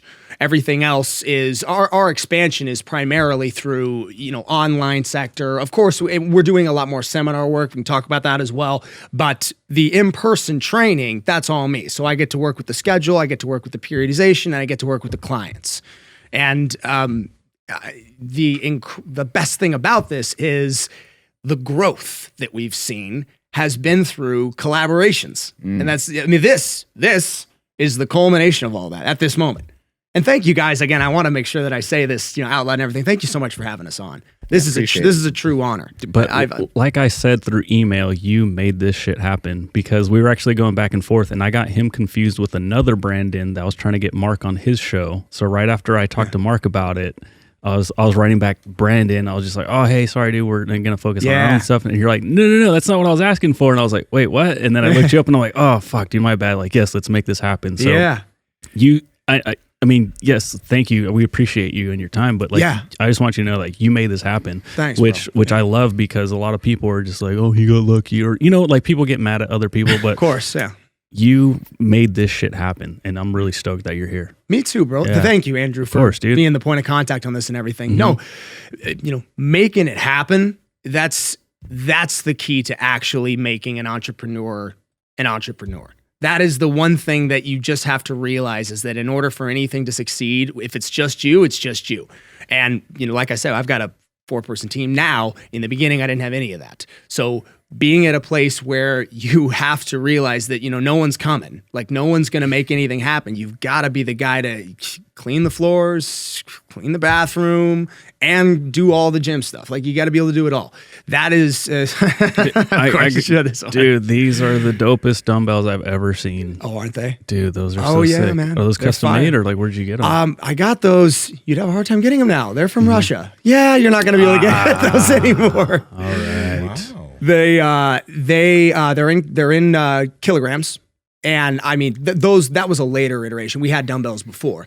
Of course, I had to get those because as the brand progressed and as we became, the superhero, the comic book gym, I'm like, well, I know those exist. I got to figure out a way to get them. But most of our stuff now, as I mentioned, comes through collaboration. Most of these companies and stuff that we deal with, it's cool because it's at a point now where they also reach out to us. Right. And there's value on both sides of the equation now. Mm-hmm. And that is the big thing that I want to kind of bring to the table for the community, especially for the garage gym community. There are a lot of trainers right now that are really looking inward. And that's in large part because of COVID. I mean, a lot of trainers had to go inward. They're like, well, I kind of have to train from my house now. I got to figure out a way to get mobile. I got to get park workouts in. I need to figure out a way to do this. And we get that question a lot too. Did you do this in response to COVID? And I always say no, man, we've been doing this for, 7 years now. It's just happened to happen when COVID happened that took off. But bringing this as a alternative business model for professionals and for people who actually want to do training and want to be somebody who's somewhat of an expert, doing it this way is a very different, because most people, it's all right. Maybe I get a certification, maybe I go to school, I get out, I go to Lifetime Fitness, I train there, I build up my client base, and then I leave and I get my own place. And hopefully they come with me, maybe not, I don't know. But that's kind of the way that everyone grows in the industry, I've found. And I didn't do any of that. As I mentioned to you, I trained with Ian Danny when I was younger, so that was an incredible opportunity to get the proper mechanisms down for training. But for business expansion, that was all trial and error later on. And doing it this way was sort of just a passion project that never stopped. I don't believe in luck. I don't believe people get lucky. I mean, to a degree perhaps, but in my opinion, the people that get success, they earned it. They did something to create who they are. Most successful people aren't stupid. And being able to get to this point required a lot of hard work and trial and error. And the cool thing is that now there's a specific place in the market for it. There's a lot of trainers that are looking to do it. A lot of people who want to train in these kinds of environments. This is the video that I was referencing to you, Mark, earlier. This is the Viking press set up with the Henny attachment. See how I got the landmine? Yeah, that's awesome. Then the Henny. Then the plate, then the elite. That's sick. It's perfect. That's creative. It's the best. Now, with Ian Danny, first of all, Ian is probably the person that knows the most about training that I ever met in my life. Like, it's insane. Yeah. Same here. Understudy of Charles Poliquin. Training with someone like that is not inexpensive. So what was and you interned for him, is like, so you got personal training from him and you interned for him. Yeah. That sounds like a big commitment. What was the reason behind the commitment? At the time, we had a family friend who had a brief tryout with the Buffalo Bills, and he was training with Ian. And he kind of got me in the door at all, because even if you were willing to pay for it, Ian isn't just going to intern anybody. He's not just going to let anybody do this. He took me in and said, hey, look, this kid, he's 17. He really wants to do this. He loves sports. He thinks he wants to do a train. And at the time, I mean, I could sit here and say, oh, I was this savant at 17. I knew I wanted to do this garage gym empire. I didn't know any of that. I didn't have any idea what I was going to do. But I knew I liked being physically active. I knew I liked training and lifting weights and watching Arnold and all that stuff. So I started going. And in the beginning, it was a situation where at the time, I was 17, I couldn't afford Ian. My dad, he said, all right, look, you want to do this. You're doing an internship in some capacity. I will basically foot the bill to get you to do this because you say you want to learn how to do it. Then I want you to learn how to do it right. So that turned into a 4-year on and off relationship where I was actually starting school, and all through college, I would come back, and in the summer times, I would always train with Ian. And that's kind of what I did. That gave me the foundation of everything I know today about strength training. I didn't even know how to bench press. I didn't even know how to do nothing. I knew nothing about anatomy, nothing about exercise phys. All of that took off. But to your earlier question, I mean, yeah, that was a big investment, big monetary investment, big investment of time. I trained with him 5 days a week in the summer times. Wow. And Ian, I mean, I'm sure Ian's probably charging now, probably $250, $350 a session now. I'm sure the guy, the athletes he's with, what do they care? They make, $10 million a year. But yeah, unbelievable. And I don't do classes. I've never done that. I don't have a boot camp mentality. Frankly, I have a fundamental issue with camps or classes in general. I just don't like them. I think there's too much missing. But doing it his way and learning only the one-on-one training method taught me how to do what I do today perfectly. Couldn't be any better. I modeled everything I built off of his model at a smaller scale. That's essentially, if you'd asked me at the beginning of this, how do you want this to look? It'd be like, I want performance enhancement professionals, but I want it for Gen Pop. I want normal people to be able to go to Ian's for less money. That's the way I kind of thought about it in my head. Yeah, well, he has a gym, and then he has a section of his gym where he gives people like post-workout nutrition. Yeah. And then the upstairs of his gym is all PT and devoted to recovery. And guys are in there eating, and they got the things blown up on their legs. The Normatec and all the other shit they got up there. And even I got to get him, and I got to get him one of the ice tubs too, because he's got one, but his is like, you have to shovel the ice in there every time. I know, because I did that. I'm like, all right, I'll go fill up the tub and shovel in ice every time.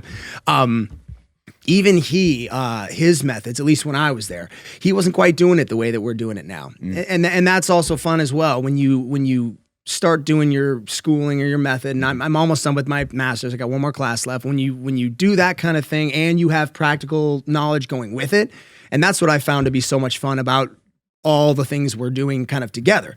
I'm doing a lot of research from the schooling side, and I'm also doing all the clients, and I'm being able to build actual physical things that complement both, put them together and give them to human beings. That's the big, I think, drawback, and justifiably so, to these kind of overeducated PhD trainers so oftentimes, where you're like, okay, yeah, doctor, whatever, but you don't actually have any experience with any real people. You're a professional student. I never wanted to really do that, and I never saw myself as going this far in school, but I see a real value in being able to bring that from all areas, but especially with the educational side as well. Now, it's pretty awesome that you've been able to get the best of both worlds. Like, you are going to school, getting all of that side. You're practically working with people, and you're seeing what works. From what you've been learning in school and what you've been learning practically and training with trainers on the field and learning with trainers on the field, where have you seen where have you seen your schooling may be behind as far as XPhys is concerned? Do you think it's keeping up with what we're learning right now in the field, or is there anything that you've been doing that you've been like, this is a little bit outdated, or this is a little bit behind? Because a lot of people, when they're getting into the idea of wanting to learn and train with people, they if they haven't been listening to people in the field, people doing shows like yours and ours, they may think that the schooling way is the best and only way. But a lot of people do that when they get on the field. They're like, oh shit, I really don't even know what the fuck to do when I'm working with somebody, or what works, or how to deal with different types of populations. So where do you feel, if there is anywhere, I don't want to assume, but if there's anywhere that the schooling is falling behind, where would it be? Well, I can speak to the areas of schooling that I've focused on. And it's, of course, from what I've studied and most of my research thus far, and I'm in a capstone class, so I'm actually able to kind of hone it in on one subject, and that is on recovery. Recovery, and specifically contrast therapy. That's one area where the schooling is, I think, way behind the actual practical. And that is because the schooling, the overall consensus from the entire community is that we don't know. That's the answer to the question of whether or not the contrast therapy actually does anything, whether or not it helps with recovery, whether or not it cuts down into your hypertrophy and you actually lose muscle mass. The overall consensus is we don't know, we need more research. So there's one area where, that could be something where, okay, we need more schooling in order to actually come up with real data. And the only way to get real data on this is to use real people. And I haven't found a study that's done it kind of the way I want to do it. And it's a very, you sort of have to have a few things in place just to conduct the research that I want to do. Namely, you have to have the contrast therapy ready to go right after you do the high intensity interval training or whatever it is you want to do phase one. You have to have those things both on hand, both ready to go. So you're already kind of cutting the margin because you have to have an elite training facility just to even do the research, period. That's one area where I think the schooling is definitely behind. I've found, numerous other areas where you'll have high level coaches that'll have certain, I don't think a degree really means all that much. I do see the value in doing it because it does bring sort of justification to the words you speak. But I have found numerous areas. One subject I just talked about was the subject of velocity training and how exactly that can be implemented into powerlifting. And I didn't know anything about that. So that was one area where schooling really helped me out. But by and large, I think most people learn a lot more from the practical. So is the schooling behind? Is practical more important? I would say yes, practical is more important. And a coach that had to choose between one should always go with the practical. I think that answered the question. What do people need, and what do they not need when they're starting a garage gym with the intention to train people? Wow, that's a good question.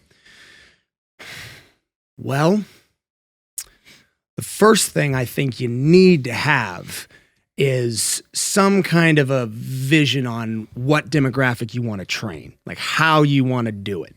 See, because if I want to be a boot camp leader, if I want to do a classroom type setting, then I'm going to probably select a different assortment of equipment than I am if I'm going to be a one-on-one guy.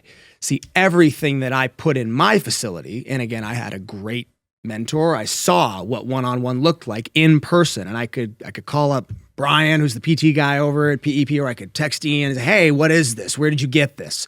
I had that at my disposal. Most people don't. I suppose they have me, but that's not, I don't think, the same. In order to understand where to even start your vision, you first have to understand what you want to do with it. Like, who do you want to train and in what capacity? How many people do you want to do? If we were talking specifics on equipment, of course, I would say probably dumbbells, a rack, some weights, a functional trainer. I'd probably go free motion or maybe tough stuff, something like that. That's something that I would definitely implement. I've changed my opinion on that one quite a bit. I used to have one of the vertical functional trainers who just go up and down, having the one now with the arms. I don't know. Do y'all have one of those? The one that see, I didn't notice one. That's changed a lot for me. And specifically we have like the cable crossover kind of deal. So we have which is what I had. We have this will show the difference. Pretty good variety. That's the old one, and then We'll pay him. that's the new one. That is so sick. I love this machine right yeah, here. those are great. Yeah, those are pretty fucking awesome. You There's guys just got to get in touch with so much shit you can do with that. Plate Snacks. Plate Snacks? Plate Snacks. You ever seen that guy's company? No. Oh, dude. So look at this. So Plate Snacks, he designs these decals. He and I worked on this to design the decals that'll go over your old plates. So That's if you really have cool. old busted plates, you can cover them, make your own Oh, stuff. So nice. that's our logo and the comic book number. And he's a big fan. He loves what we do. He's always messaging me. And that's That's again, nice. That's I such get a nice machine. it's beautiful. It's gorgeous. It's I such want a one of those good-looking big time. machine with the LEDs. That's sick. Yeah, I got the one that just has like the pulleys just go up and down on the sides. Yeah. It's like always almost perfect, but it's good enough, for a home gym for me. My biggest beef with it was it could not do flies. I couldn't do wide flies. I would always Yeah. kind of come to here, and that was about it. With those, I mean, I can expand the arms out 6 feet in each direction, and even in my small space, it works. I can do all the movements with that thing, and that's another big point to bring up. When you're doing an at-home garage gym, you have to factor in footprint quite heavily whenever you're purchasing. You have to not only think of, the actual footprint of the machine, but you have to think about the workable footprint on movement. Something like that. You can't just have the small, because the tough stuff has really small footprint. It's only like 2x4, but the arms go out 6 feet in either direction. So you need to make sure you have the space to do that.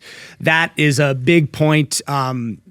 Just organization. That's a big thing you're going to have if you are somebody who wants to build from home, and you want to do that from the exercise side of things. There's so much more. The expansion of the brand, be creative.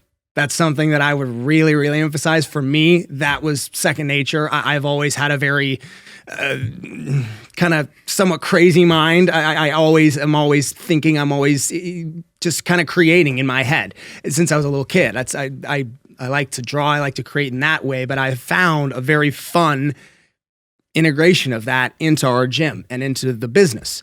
And that's, bringing on Eli, he's the same way. He's every bit as creative as I am. And so much of the content that we've created has been the collaboration of both our minds. He and I think in very different ways. That's another really important topic. Get people around you that think differently from you. Get people around you that are smarter than you in areas where you're weak. That's a big, that applies to anything, of course. But to doing this, I really see this as a big, big future for the industry. Trainers doing this from their home. That's it. I mean, right off the bat, you'll realize once you start doing this, first off, everything for me is a write-off. Everything. My SRP, all my equipment, my electric bill, my water bill, everything I do is a tax write-off. And all the stuff that I build, it's all in-house. So my house is a tax. All of you will have an amazing, just from the business side of things, from doing this kind of thing at home businesses flourish because of that. But an at-home gym business, because if you're going to take it really seriously and you're going to put, 100, 200K into whatever your equipment will be, you're going to need to know what you stand to make on the back end and how you will save money on your overhead. That's the thing that kills most trainers. They go out, they try to go from, going from point A to point B. If point A is LA Fitness, where there is no overhead, you just have to pay the fee for the gym, then you go out and you do your own thing. But if you make that step, okay, well now all of a sudden I got $3,600 a month where I have to pay that no matter what happens. And maybe I'm leading a class, maybe I'm doing private training, but most likely not. Most trainers cannot survive doing one-on-one. And that's, again, it's why our brand is just kind of unique, because the only way we'd be able to get to this point, we built slowly, extremely slowly. He made a video last month, I'll find it and send it to you guys, where it's kind of the gym now, like how it was then and how it is now. And it shows how before we had lighting, before we had anything, 7 years ago when I started doing this, the only way that it was able to do this is because I was, at that point, I would comfortably say I had some vision. I knew what I wanted to do, and I was willing to reinvest almost all my earnings back into this. with the goal of, okay, well, here's where I'm at. Here's 5 years. Here's 10 years. And we're at 7 years. So I'd say in my mind, we've probably exceeded my 5-year goal, but I'm still thinking about 10 years. I'm still thinking. But I didn't make any money for 5 years. That's uncomfortable. Some people hear that and they're like, whoa, I can't not make any money for 5 years. But I didn't. I lived off $30,000 a year, maybe.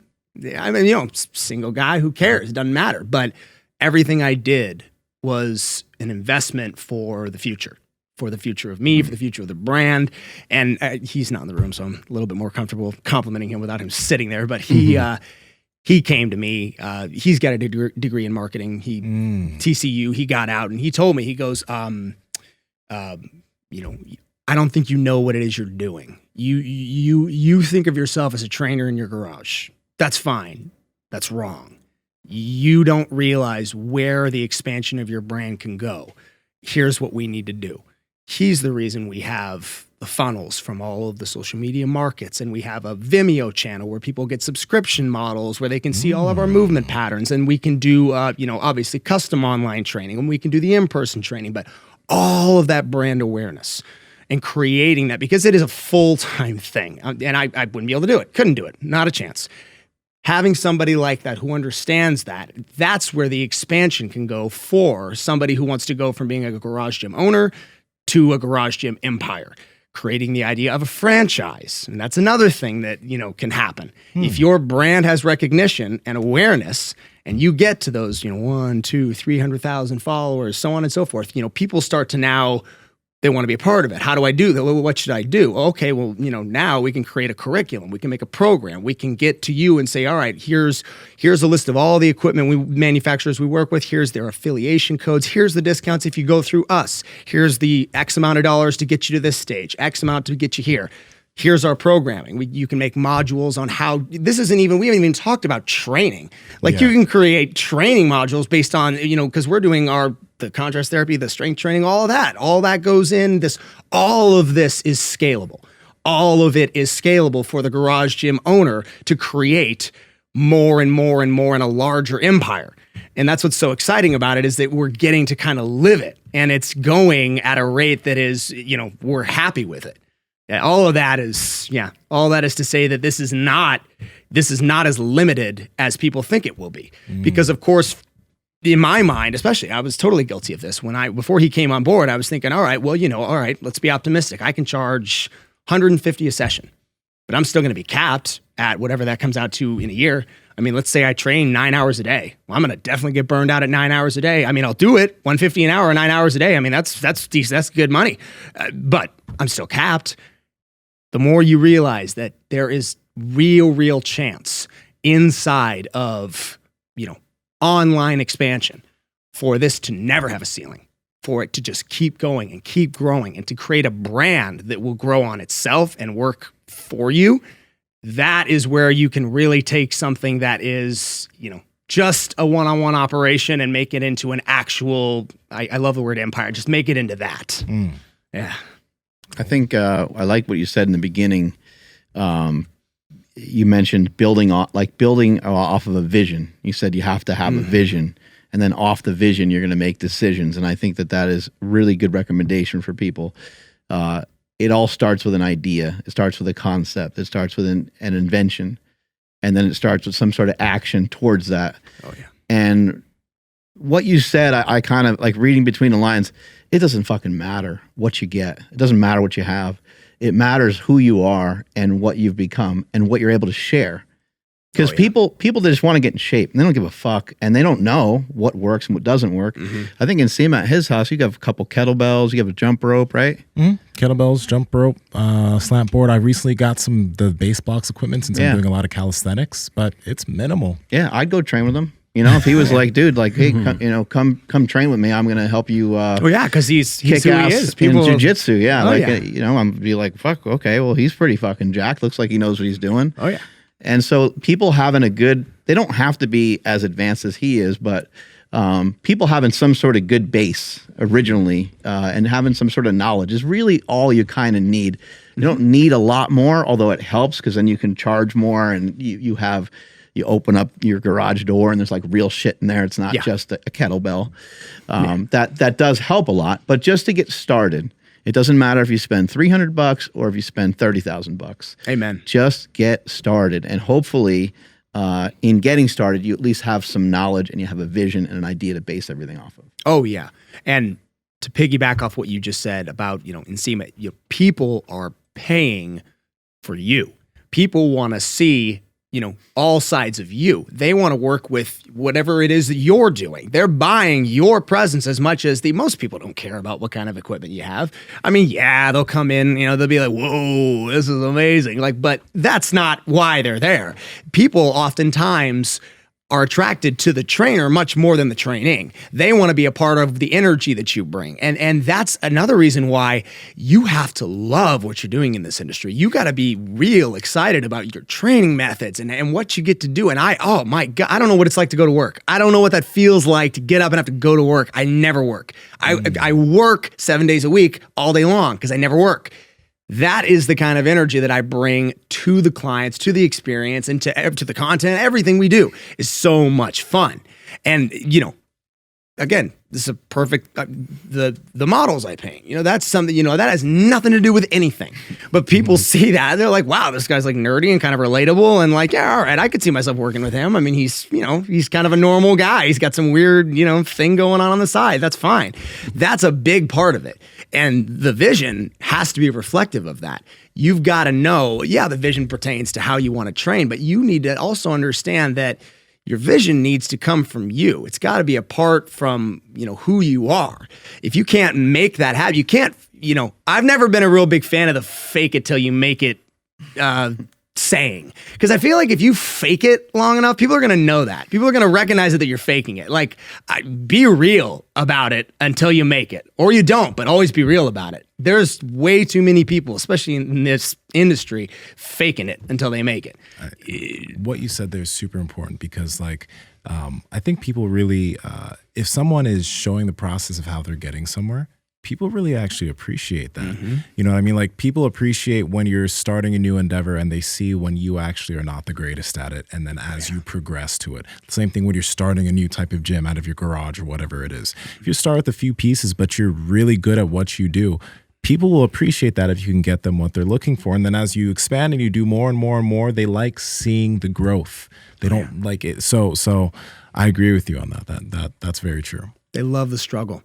And who wouldn't? I mean, because that's one. Everybody does. I think that's one of the only things we all have in common. Every single one of us will struggle. Mm-hmm. And being around people who have struggled and succeeded, that's magnetic. It's why, I can feel the energy in this room. All three of us are kind of on the same wavelength. And we get to bring some of that to people who perhaps aren't. Somebody who isn't living the dream they hoped they would. Somebody who doesn't have it all the way they want it. And not to say that any one of us does, but bringing that to your vision for your brand, and especially if you're trying to do something on your own, from your house, original to you, that has to be there. It's got to be at the forefront of you as a company. You've got to be able to bring that to the person looking at you. It's so huge. What has some of these, I don't know if you trail run or if you just walk on trails, but what has that done for you mentally? Because you mentioned the cold and hot therapy doing some really cool shit for you mentally. Where has that taken you? Trail, hiking and that kind of thing. That's what I meant. Yeah. Well, I've been an avid hiker since I was a little kid. My dad used to take us to Camelback Mountain. Honestly, probably since I was born. He did it since he was a younger man, so he did me on the back. I love it. I love it. That's the thing where, there's very few things in life where I'm like, yeah, I'll challenge anybody. Like, no, I'm never gonna out bench or deadlift any of you guys. But like, if you come to AZ and we try to hike Camelback Mountain, I'll be just about anybody up that mountain. For a while, I had a record. I don't know what happened to it now, but that's the thing I do probably the most consistently still to this day. It's just amazing. How many miles is it? It's not that far. Now, Camelback specifically, it's not that far. It's really, it's under 2 miles. It's just vertical. It's straight up. It's right in, it's kind of near Ian's. It's like it's like Scottsdale, right in the heart of Scottsdale. Everyone hikes it. Bro, people die there all the time. It's nuts. Why, they just fall? More people die there than Everest. No. Whoa. Because there's thousands of people hiking it. And the thing is, in the summer, people don't get it. They go there and they're like, okay, it's Scottsdale. Yeah, it's in the middle of the day, but how bad could it really be? It's in the middle of Scottsdale. There was a chick last year that died. Get this. She went there on like a Tinder date and the dude left her halfway and she died. Oh, yeah. Yeah. Wait, it's just 23. Well, it took you 20. Okay, you did it fast. I did it fast. So that's 23 minutes is fast. So what do usually average people go up there? What are they expecting to do? Like maybe an hour? Yeah, I would say average people could probably break an hour. Probably between 40 to 50 minutes, 40 to something 50 like minutes? that. Yeah. It's with something like that because it's such an an anaerobic form of cardio. There really isn't that much room for change in time. Like And they're dying because of the heat. Yeah, that. Not like falling to their death. They're dying. Well, one dude got attacked by bees and he fell off a cliff. Mostly it's the heat. Mostly people get disoriented. It's also not really that clearly marked. So the trailhead, as you go up, it's serpentines, and people who don't know it, they go up there in the summer. There's no one on it. There's nobody on the mountain, so they get lost and then they get stuck. And so yeah, they've had people usually like I think maybe 1 or 2 people a year. You totally sold me on it and then totally convinced me to not go. Yeah, well, when we go, we got to go with this guy. Yeah. He It's a has to blast. take us I up love that. Oh, Are you running it? I do, yeah. Yeah. They call it, rucking because it's kind of running, but not really. You're sort of just keeping that pace going. Can't always run too because like there's people and there's like, that's flat iron. There are some of the best hiking I've ever found in the world in Arizona. Arizona's got some beautiful hiking. That's amazing. That's flat iron. That's the Superstition Mountains. That's much longer. Why do they call it the Superstition Mounds? There was apparently a giant chest of gold that was left up there, and because of that, all these people started going up there and tried to find it, and they ended up all dying. Like people would just go in. And this is back before I guess Arizona was like even colonized or something. So people would just go up there and just like try to find it, and they would die. Arizona in the summer is not to be messed with. If you're not used to it, it's because you're talking temperatures of 110, 112, maybe even higher sometimes. Wow. It can get rough out there in AZ. That is wild. You probably need to when you do stuff like that, you probably need to be well equipped. You probably need, water and electrolytes and snacks and shit like that. Even though you're going quick, something could happen, right? For Camelback, for me, I mean, I'll bring a water bottle like this, Right. just because I know I'm You're up in used to 23, I'm down in 15, I'm done. It's not that big of a deal. That guy, I took a picture with him because I was just so inspired. He made it. Can't believe he made it. It's awesome. It's amazing he did it. The way you said that. He made it. I can't believe he made it, but he made it. Goddamn. The bigger guy. Honestly, when I saw him, and his youth is what is doing it for him at this time. Again, I'm happy he's doing it. Don't know how safe it is. I saw a guy drop dead in front of his daughter once. You saw it in person? Dude, I've seen 3 people die in front of me on Camelback Mountain. I saw one girl fall free soloing. She fell like 100 feet and hit the ground. And, yeah, that was a rough one. I saw that. I saw a guy drop dead of a heart attack in front of his kid. And then the third one was that girl I mentioned who went there and the guy left her. And that one I actually didn't see her die. I just saw when they found her. But yeah, it's rough. Arizona can be dangerous if you don't know what you're doing. But good for him, man. I mean, he's got the doing it. You listen to music when you're doing that? Or are you trying to be connected to nature, or how's it go for you? It depends. Usually music, if I'm being honest. I sometimes I don't, and it's not even just to be with nature. I actually love the opportunity to, especially on the way down, to interact with people because I found it's a pretty cool conversation starter when I go up and then I come back down, because usually the people that I see going back down, they're always like, whoa, did you already get to them? I'm like, yeah, man, I did. Like, good for you. They're like, oh, cool. What do you do? Right. And then occasionally I'll tell them. It's a cool way to start the conversation about, training or anything like that. So I'll keep the music off, but it depends. On the way up, I usually put it in, zone out, and just huck it up there. Fat Project family, how's it going? Now, we like to look good in the gym and out of the gym. That's why you always see Mark and I and Andrew is stepping up on the short game, wearing shorts from Viore and clothes from Viore. And honestly, the number one compliment that I've seen, that I've gotten, and even Mark's gotten, is, damn, your butt looks good. And that's because, well, the clothes we wear make our booties look delicious. Andrew, how can they get it? Yeah, you guys both have pretty big wagons. You guys can head over to viore.com/power project. That's VUORI.com/power project to receive 20% off the most amazing apparel that looks so good inside and outside of the gym. It's going to make your ass look fat, and your ass like will that. look fat. Links to them down in the description, as well as the podcast show notes. God damn it. That's a good one. That's a good one. Make your ass look fat. What have you found has happened to your feet? Because you said you've been wearing those Vibrams for a year now, right? So have you noticed a difference in, like, because, like, for example, we wear Vivos. They're barefoot shoes, right? Yeah. Wider, minimal sole. Even Andrew has mentioned how he notices how his feet have gotten stronger. Way stronger. So how have you noticed, like, what kind of change have you noticed wearing the Vibrams? Because they're also pretty minimal type of shoes. Oh yeah, big time. So I was wearing I think I was wearing Adidas prior to this. Yeah, and my feet, I was just wearing normal shoes and my feet were always hurting. And I'm always on my feet because I'm training. I'm always standing and moving and all that stuff. And yeah, my feet, when I would go to bed, they would hurt. And when I would wake up, they would hurt. They would just hurt. And I was thinking, what is this?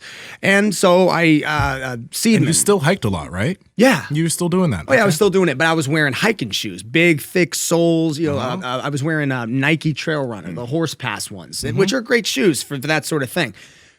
I've completely shifted my mentality on feet. Just totally. The big thing that did it in for me was a combination of two things. Seedman had something, Dr. Joe Seedman, he was talking about this on one of the podcasts I heard him in, and Stick Mobility had they have a certification, and they were talking about neurodrive and how hands and feet, I mean, you know where I'm going with this. Hands and feet are the beginnings of that. And essentially, when we wear shoes, you're coddling that arch your entire life. You don't realize that your heel's up here and your toes down here. Well, why is that? That's wrong. That's not right. All shoe companies are designed for you to wear the shoes, wear them out. Your feet hurt, so you need more shoes, and you keep going. They're designed first and foremost as a product, not as they're not designed to make you a better person. Yep. They're designed to get you to buy more shoes, and they look cool.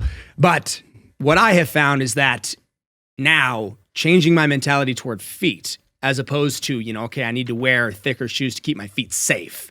No, now I'm doing the opposite. Now I'm going a minimalist way to strengthen my feet. I want to train through these problems as opposed to like training around them. So that's what I have found. And I'll say this right out of the gate. You mentioned this because I do hike in Vibram. I do. I didn't do that in the beginning. And if anybody is making a transition from normal to minimalist shoes in any capacity, and no matter what shoe it is, don't go run a marathon your first week doing this. Like, your feet are going to be sore for a month just from wearing them, not even exercising in them. And I didn't do hiking in my Vibrams for at least 60 days. I wore them. I got used to training in them. And then I realized, like, wow, my feet don't hurt like at all. Yeah. Like, I wake up, I'm ready to go. I'm fine. Because you're always in the same exact position all the time because your feet are barefoot pretty much. I mean, there is nothing on this. It's like, I don't know, a centimeter thick sole. Have you ever tried Vivos or no? No, I know about them. Again, I think that's the brand. I think that's who Seedman was talking about. It is, because I've seen them on Seedman your uses those too. Yeah, they're wider, right? Yeah, They're wide and they're literally like this. Yeah. So these are one of their trail running shoes. But I wear these out in the gym too. There's a lot. But literally they're super minimal. You can fucking just bend them up into a ball. Yeah, they're fucking sick. And Andrew, I think it's made the biggest difference for him than anybody else. It's been huge. So it was funny because I walked on it yesterday, but the yellow bumpy caution things when you're walking on a sidewalk. Yeah. Okay, for the blind people. Yeah. So I would walk on those with normal shoes and be like, ow, it would hurt. I'd have to be super light, or even barefoot. In the kitchen, I'd be like, I gotta go get my slippers. Yeah, in the kitchen, dude. Now it's night and day difference. I've been wearing them for probably a little bit over 3 months now, but even before that, they've gotten so much stronger to where I can walk over rocks and shit and not really know. I notice, but I just feel it. It's no longer owie, I hurt myself. Yeah. It's I had no idea that I had such weak feet. Oh, you know, like I knew they weren't strong. Me too. But I didn't think I was like, it was like a detriment. I just thought it was like, oh, it's just what happens when, you know, you get older. And as somebody who, I mean, every single person in this room trains exceptionally hard, more than almost anybody else we know. To have this part on our body that is so important. I mean, your feet, you're literally using them every single day, no matter what you do, and they all suck. Yeah. Like that is crazy. We've literally been sold a lie. It's a giant lie that we should be wearing shoes. Who in the world thought that was a good idea? It's crazy. But it has changed everything for me. Now, I mean, when I have noticed, first off, anatomically, my feet, I have noticed when I look at them, are thicker. Yep. My foot is actually thicker. I thought I had a fat foot already. Like, it's made a difference. I'm like, whoa, I'm noticing this. I'm not going to tell anybody till now on this massive podcast. I have bigger feet. Yeah. It got bigger when I stopped wearing shoes. Exactly. Like that. And now I have noticed that when I hike with them. I mean, there's the pump, so maybe that's what I was thinking. It was working. That's why It's a combination of the pump and the Vivo shoes made my. Whoa! This is amazing, guys. But yeah, the thing that I would advise trying, and this may be something that y'all haven't done yet. I would love to try those for training. For hiking. Having the independent fingers, I have noticed that I am actually able, this is whack, I'm able to grab rocks when I ruck. When I hike, my feet, because I am going up the same exact trail that I did for my entire life. And I'm noticing that I am so much more sure on my feet because my toe, I can literally grab like I'm grabbing it with the independence of each one of those toes. Yeah. Now, could I do that in those? I don't know. They're both minimalist shoes, so it would certainly be better wearing those than just about anything else you could ever wear. But I love the independence of each toe because it allows me to do that. You have a point. I know I can understand what you're talking about there. Yeah. I think there is also, and don't quote me on this, but I think there is also some research to back that the individuality of each toe on the vibram will help eliminate that. This inevitably happens to us as we get older, especially because we wear closed-toed shoes our whole lives. Toes will naturally, you ever see that? Like an old person's toes will cross over. I know that people I had a client with restless leg syndrome, wore these so his toes would not do that. So his toes would not cross over. So I think by wearing these, it will stop or at least slow the process of that potentially happening as you get older and as you age. Yeah, well, like my son, it's been a while, but like he'll like just grab stuff with his feet. And then people are just like, oh my gosh, that's incredible. And I'm like, I think we've all had that ability, but one day we caged our feet and we never let them out. Yeah. We lost the just dexterity, I guess I'll say. I don't think that's the right word, but it is. Yeah. So like he can do it just fine because he's never been in a shoe before. He's always, and when we're kids, we're always barefoot. We run around barefoot all the time. And then again, I don't know what happened. All of a sudden you're like, hey man, you can't wear that into the boardroom. I'm like, oh really? Fine. All right. I guess I'll just never, I'll wear shoes for the rest of my life. Yeah. And that sucks. Do you feel like when you're wearing these, it's like at any point in the day, I could just burst into a sprint. Yep. I just feel like it's not like with shoes. I don't know. It's like, okay, well, let me get on the elliptical for a little bit, and then maybe I'll be able to do some sprints. I feel like I could go and just sprint right now in the shoes. Like even the shoes move. Like I still like my Jordans and shit like that. I'll wear those if I'm just trying to like have something stylish on. Sure. But if I'm walking, if I'm going to be on my feet, no, I want to be able to feel the ground and move. Like your feet feel stronger. You think about it, you're in the gym, obviously, like producing force, trying to produce, like most people do have weak feet. Now you're trying to produce force through a weak base. Shit. Yeah. And then my wife, she's not like super clumsy or anything, but when she's now wearing Vivo shoes all the time now, and same thing, she's like, she tried to put on like a regular thick soled shoe and she started like tripping all over the place. She's like, I had no idea how like uncoordinated I was with these thick soled shoes. She's like, yeah, she got rid of them. And so now she's just wearing the Vivo barefoot shoes everywhere. Oh yeah. And if you're doing anything active, like hiking, basketball players, they roll their ankles, they hurt their knee. It's all the time, and it's all connected. Your feet, your knees, your hips, it all goes up. And starting down there, I mean, I'm somebody who, because I've always been so, outdoorsy and doing the hike and doing all that stuff, I've rolled my ankle. Shit, I've broke my foot 3 times. I've rolled my ankle, I don't know how many times. But since I started doing, like I mentioned, I started doing the work on the astronaut pad and doing all the tibialis stuff and working and doing the barefoot, like all together, I haven't had anything in a year. Like, I haven't rolled my ankle once in a year. It's incredible. And it's so easy. No one knows it. Like, why is it? It's almost like not an accident. Like, we don't know about it. It seems like it's been done on purpose. Nothing would surprise me. What are some of the best pieces of equipment that you've seen in the last couple of years? Oh, since you get exposed to so many different things, Oh, that is fun. And that's the other thing is when I tell people, I'm like, yeah, I'm totally nerdy. I'm like, yeah, I'm science nerdy. I'm comic book nerdy, but I'm also an equipment junkie. I love that. I love learning, the new cutting edge stuff and what does it do? Like, how does it interact with the body? What does it do for injuries? What does it do? I just love all that. Mm-hmm. Well, you were telling me about the barbell that you kind of squeeze. I saw the centrifugal force kind of dumbbell things. Those look interesting. So the squeeze bar I haven't gotten yet. Haven't tried it yet. So jury's still out on that one, but I can tell you that from the experience I've had, first off, the XPT Power Rack. You ever heard of that thing? I don't believe so. The XPT Power Rack. Just stop me when Let's see if we can find it on here. Let's scroll down. XPT Power Rack. We haven't done that much with it recently. It's okay. Go down. See what she's using there? No. You missed it. Go up. See the private training 101? That one, yeah. If you play that video, she's in the center square using it. Wait till it kind of goes. It's like a Smith machine is how I describe it, but it's not. Yeah, right there. Okay. It's got a brake system on each one of the handles. And essentially what it does is it moves in 2 planes of motion. It moves up and down, of course, like a Smith machine, but it also moves back and forth. So when you engage this, it feels free motion. Whoa. Feels literally like it's entirely free. Gosh. And because it has that brake system to it, you can do ballistic training. You can do ballistic based reps where what I'll have my clients do is, my personal favorite is an RDL.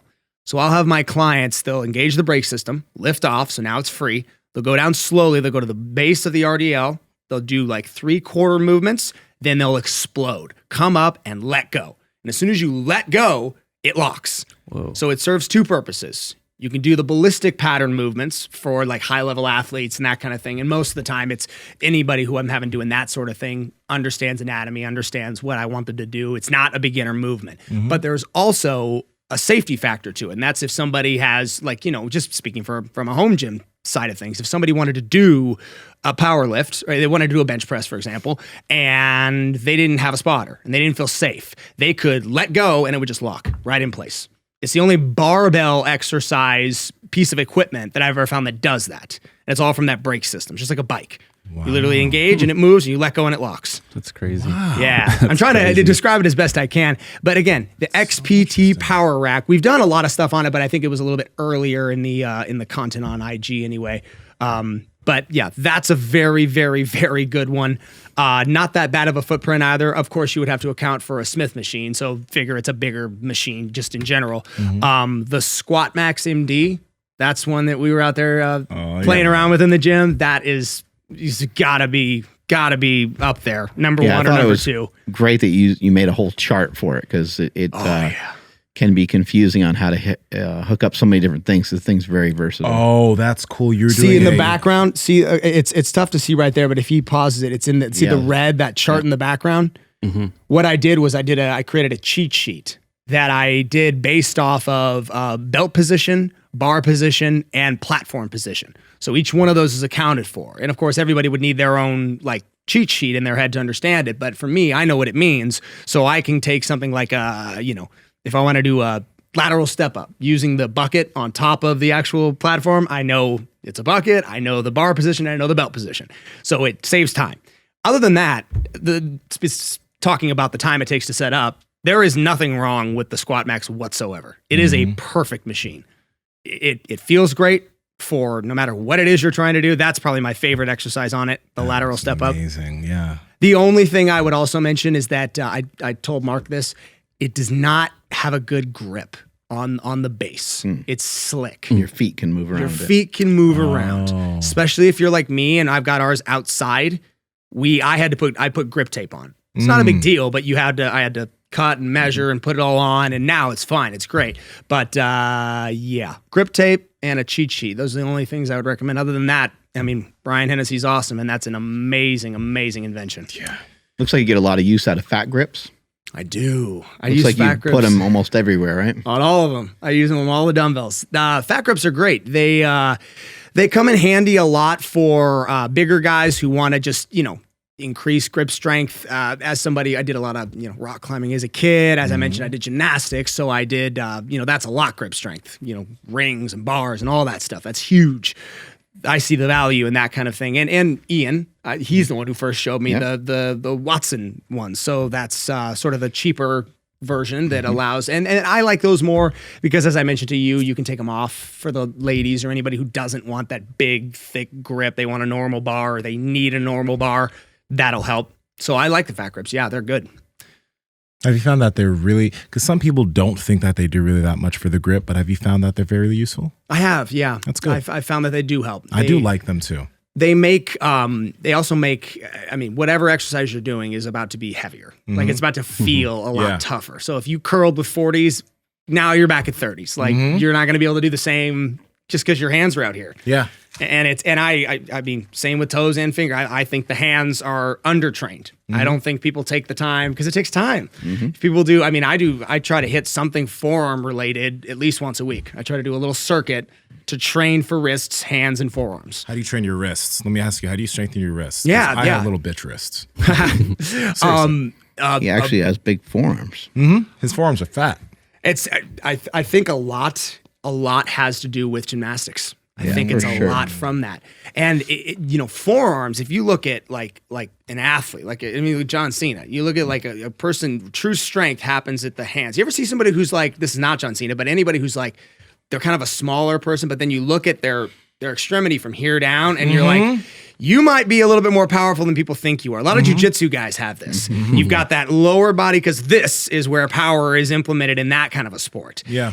All of this has to be addressed. For wrists, I love finger push-ups. That's my personal favorite. I think those are really cool. Yeah, for the wrists, just right here on the ground. I love that. I love doing that's a Bruce Lee stuff from back in the day. That's a classic. That's a good one. You know what I really like? This is forearms and wrists, but I love the roller. You ever see the roller? We have that. Yeah. Get a rack attachable one though. Do you have one that attaches to the rack? No. See, this is the problem. Because if you have one that's suspended in the air, it's deltoids. You're hitting your shoulder just to keep it up. You're like, okay, I'm doing it, yes, but you're not isolating. See, what I'll do is mine attaches to the rack. I think that may be the only Titan Fitness thing I have in my gym. That goes under the rack. That way I don't have to hold it up. All I focus on is the roll pattern. So it's all wrists. And I'll do 25, 35 pounds. What about just putting your hands over like a barbell? Would that serve a similar purpose? Like you grab the you grab the thing or whatever and put your hands over a barbell so your arms are just resting. Oh, and doing it for the... So you still have the same... I get what you're saying, yeah. Bullshit wrist thing that we have. It's not attached to the rack, but you just put your forearms on top of like a barbell that's fixed in the rack. So that's holding all the weight, yeah. Yeah, so you're not like just flexing your shoulders. The barbell will inevitably, because I've done it that way, the barbell will dig into your forearm. What about if we use a band? What, I gotta think everything around here? That could work. A band might work? Okay. That could work. Give it a try. Yeah. That's good. Fat grip pull-ups. We have the Rogue, the pull-up bar that has the mace heads. It's got 2, 4, 6, 8, 10 different attachments. Theirs is the only one I've seen that does this. It's got the big wide mace and the thing. What I'll do is I'll just hang. I will just hang. So I'll do a forearm circuit, something that's moving, and then I'll just hang. Why haven't I been hanging with fat grips? We've been doing all this hanging. Yeah. We haven't been doing it with fat grips. How long can you hang for? If I go in cold, oh boy. Man, I really can hang for a little while. Yeah, I can hang for a little while. If it's not fat grips, just a normal bar. Yeah, I could probably hang for a few minutes. I feel like you could probably hang for like 3 minutes. Yeah. 3 minutes plus. I said, yeah, probably. I would have said 2 or 3. I could probably hang for 2 or 3 minutes without stopping. It's if you want to get crazy with it, you can do single arm hangs. That's another good one. That's something I want to build up to. Grabbing right here and grabbing right here. That's some really, really cool stuff. You ever seen that guy who like hangs and then he grabs the plate? Mr. and he's in a Infinity? plate? Yes. Yeah, there That guy. He's fucking amazing. That's insane. 43 I've never seen years anybody old. do that. Yep. He's 43 years old. That's nuts. It's insane. Yeah. He's aging backwards. That's Unbelievable, the right? age is nothing. It doesn't mean anything. We've been sold a lie, just like the shoes. We're not supposed to age the way everybody says we are. They want us to age out. It's yeah, man. No. We can age the reverse if we know what we're doing. How do you get your clients to comply with the nutrition side of it? Because they could come to you and they could train all the time and they can be there 7 days a week and they're not going to see much if they got a bunch of body fat covering it all up. Sadly, a lot of times I don't. That's the truth of it. A lot of times, I could preach it, and I do. Of course, I implement a lot of nutrition based stuff with my clients. I try to get them on a program through Octane Fit Garage. It's basically a macro count software that we partner with, and it allows them to get their macros, track it, and get a plan. And of course, that varies based on the individual. But yeah, we have something in place for the people to do. It's kind of a separate thing from training. See, we'll offer training and we'll offer meal plans. And sometimes people will do one or the other, but oftentimes they don't do both. And it's unfortunate. I do, of course, the best I can to implement and to strongly emphasize the importance of that. As you know, it's 80-90% of the equation. So it's pretty much trying to practice what you preach, I think, is the best way to put that into action. So people ask you, hey, what are you doing? I mean, the first thing I tell them, and you're like, oh, well, my diet's pretty darn clean. I don't really, eat out. I eat a lot of liver, eat a lot of really, dense protein. I don't eat any processed carbohydrates. That's something that I kind of live by. But, it's getting them to put that into action, because that's the hardest part. A lot of diet is so weird. It's people have weird emotional relationships with food. People have, that's oftentimes, I think the biggest problem is it's not the food, it's the relationship people have with it. People look at, the food, I love these, I can't wait. It's just so wrong. It's so incorrect. And it's, I love, what you said. I saw the video you did where you had the chains around your neck and you were talking about how we're losing the battle in the number of people who, have passed from diabetes and everything. Right. It's just very tragic and sad. Food can kill you, just like anything else, if taken to excess. I mean, food is something that is put here for us to sustain and to enjoy to an extent, but it's not meant to be this, source of pleasure that we just tap into every single time we feel down or depressed or whatever. People are so strange with food. And for me, I just, having a healthy understanding of, what do I need in the day and when should I have it? That's just half the battle right there. Yeah. Practicing that, showing that you're doing that helps with the clients in a big way. Yeah. Cool. Andrew, want to take us on out of here? You got another question? Yeah, just one more small question, just because someone like me, like, let's just say that I was interested in training clients out of my own house.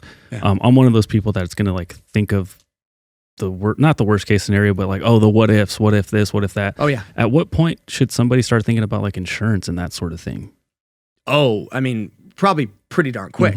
If you're going to train anybody out of your house, you need to get insurance. Yeah, I ended up with an umbrella package. This is not as uncommon as you would think. There are certainly insurance companies in place. I have USAA. There are certainly programs that are put into place for you training people at home. Because think about it. There's dance instructors. There's Pilates classes out of homes. There are tons of companies that run fitness-based things out of their home. So there are insurance companies that are certainly, very, very quickly. We could get into, their, insurance, HOA. There are so many things that you need to think about and have, understanding of what it is prior to doing something like this in operation. That, we try to spell it out as best we can and try to give that to the community. But it's very important to do your homework before you just kind of jump the gun and drop $100,000 on equipment. Definitely. Your neighbors could be a real bitch about it.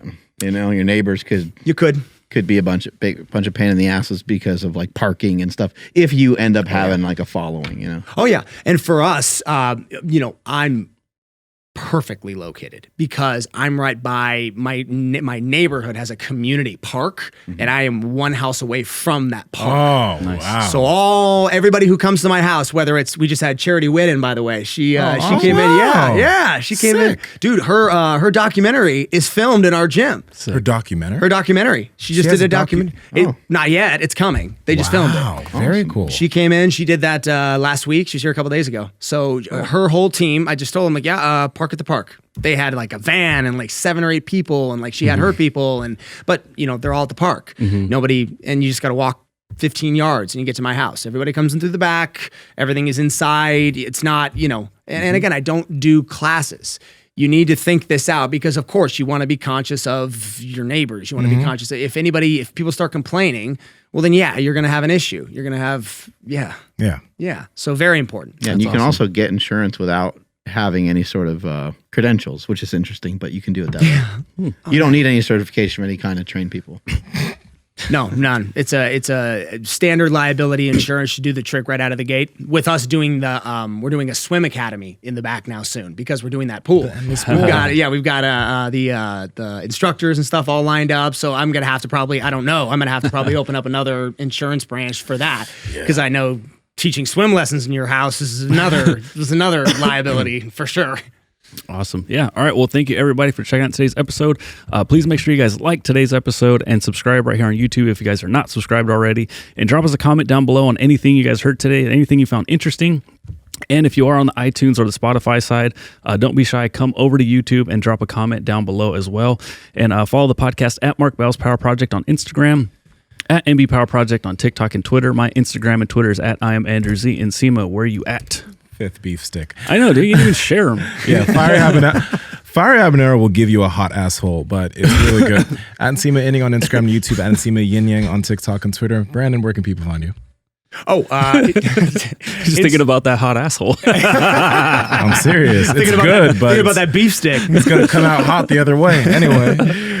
Strict Vision Athletics. You can find us on YouTube. You can find us on Instagram. You can find us on TikTok as well. I think if you type in the word strict, any number of those will pop up. I know they've got some weird hyphens there in the middle, but Strict Vision Athletics, TikTok, Instagram, and honestly, if you go to Instagram, you'll find the others because it's all in the link tree. Yeah, we'll link it down in the description as well as the podcast show notes. Sweet. I'm at Mark Smelly Bell. Strength is never weakness. Weakness never strength. Catch you guys later. Bye.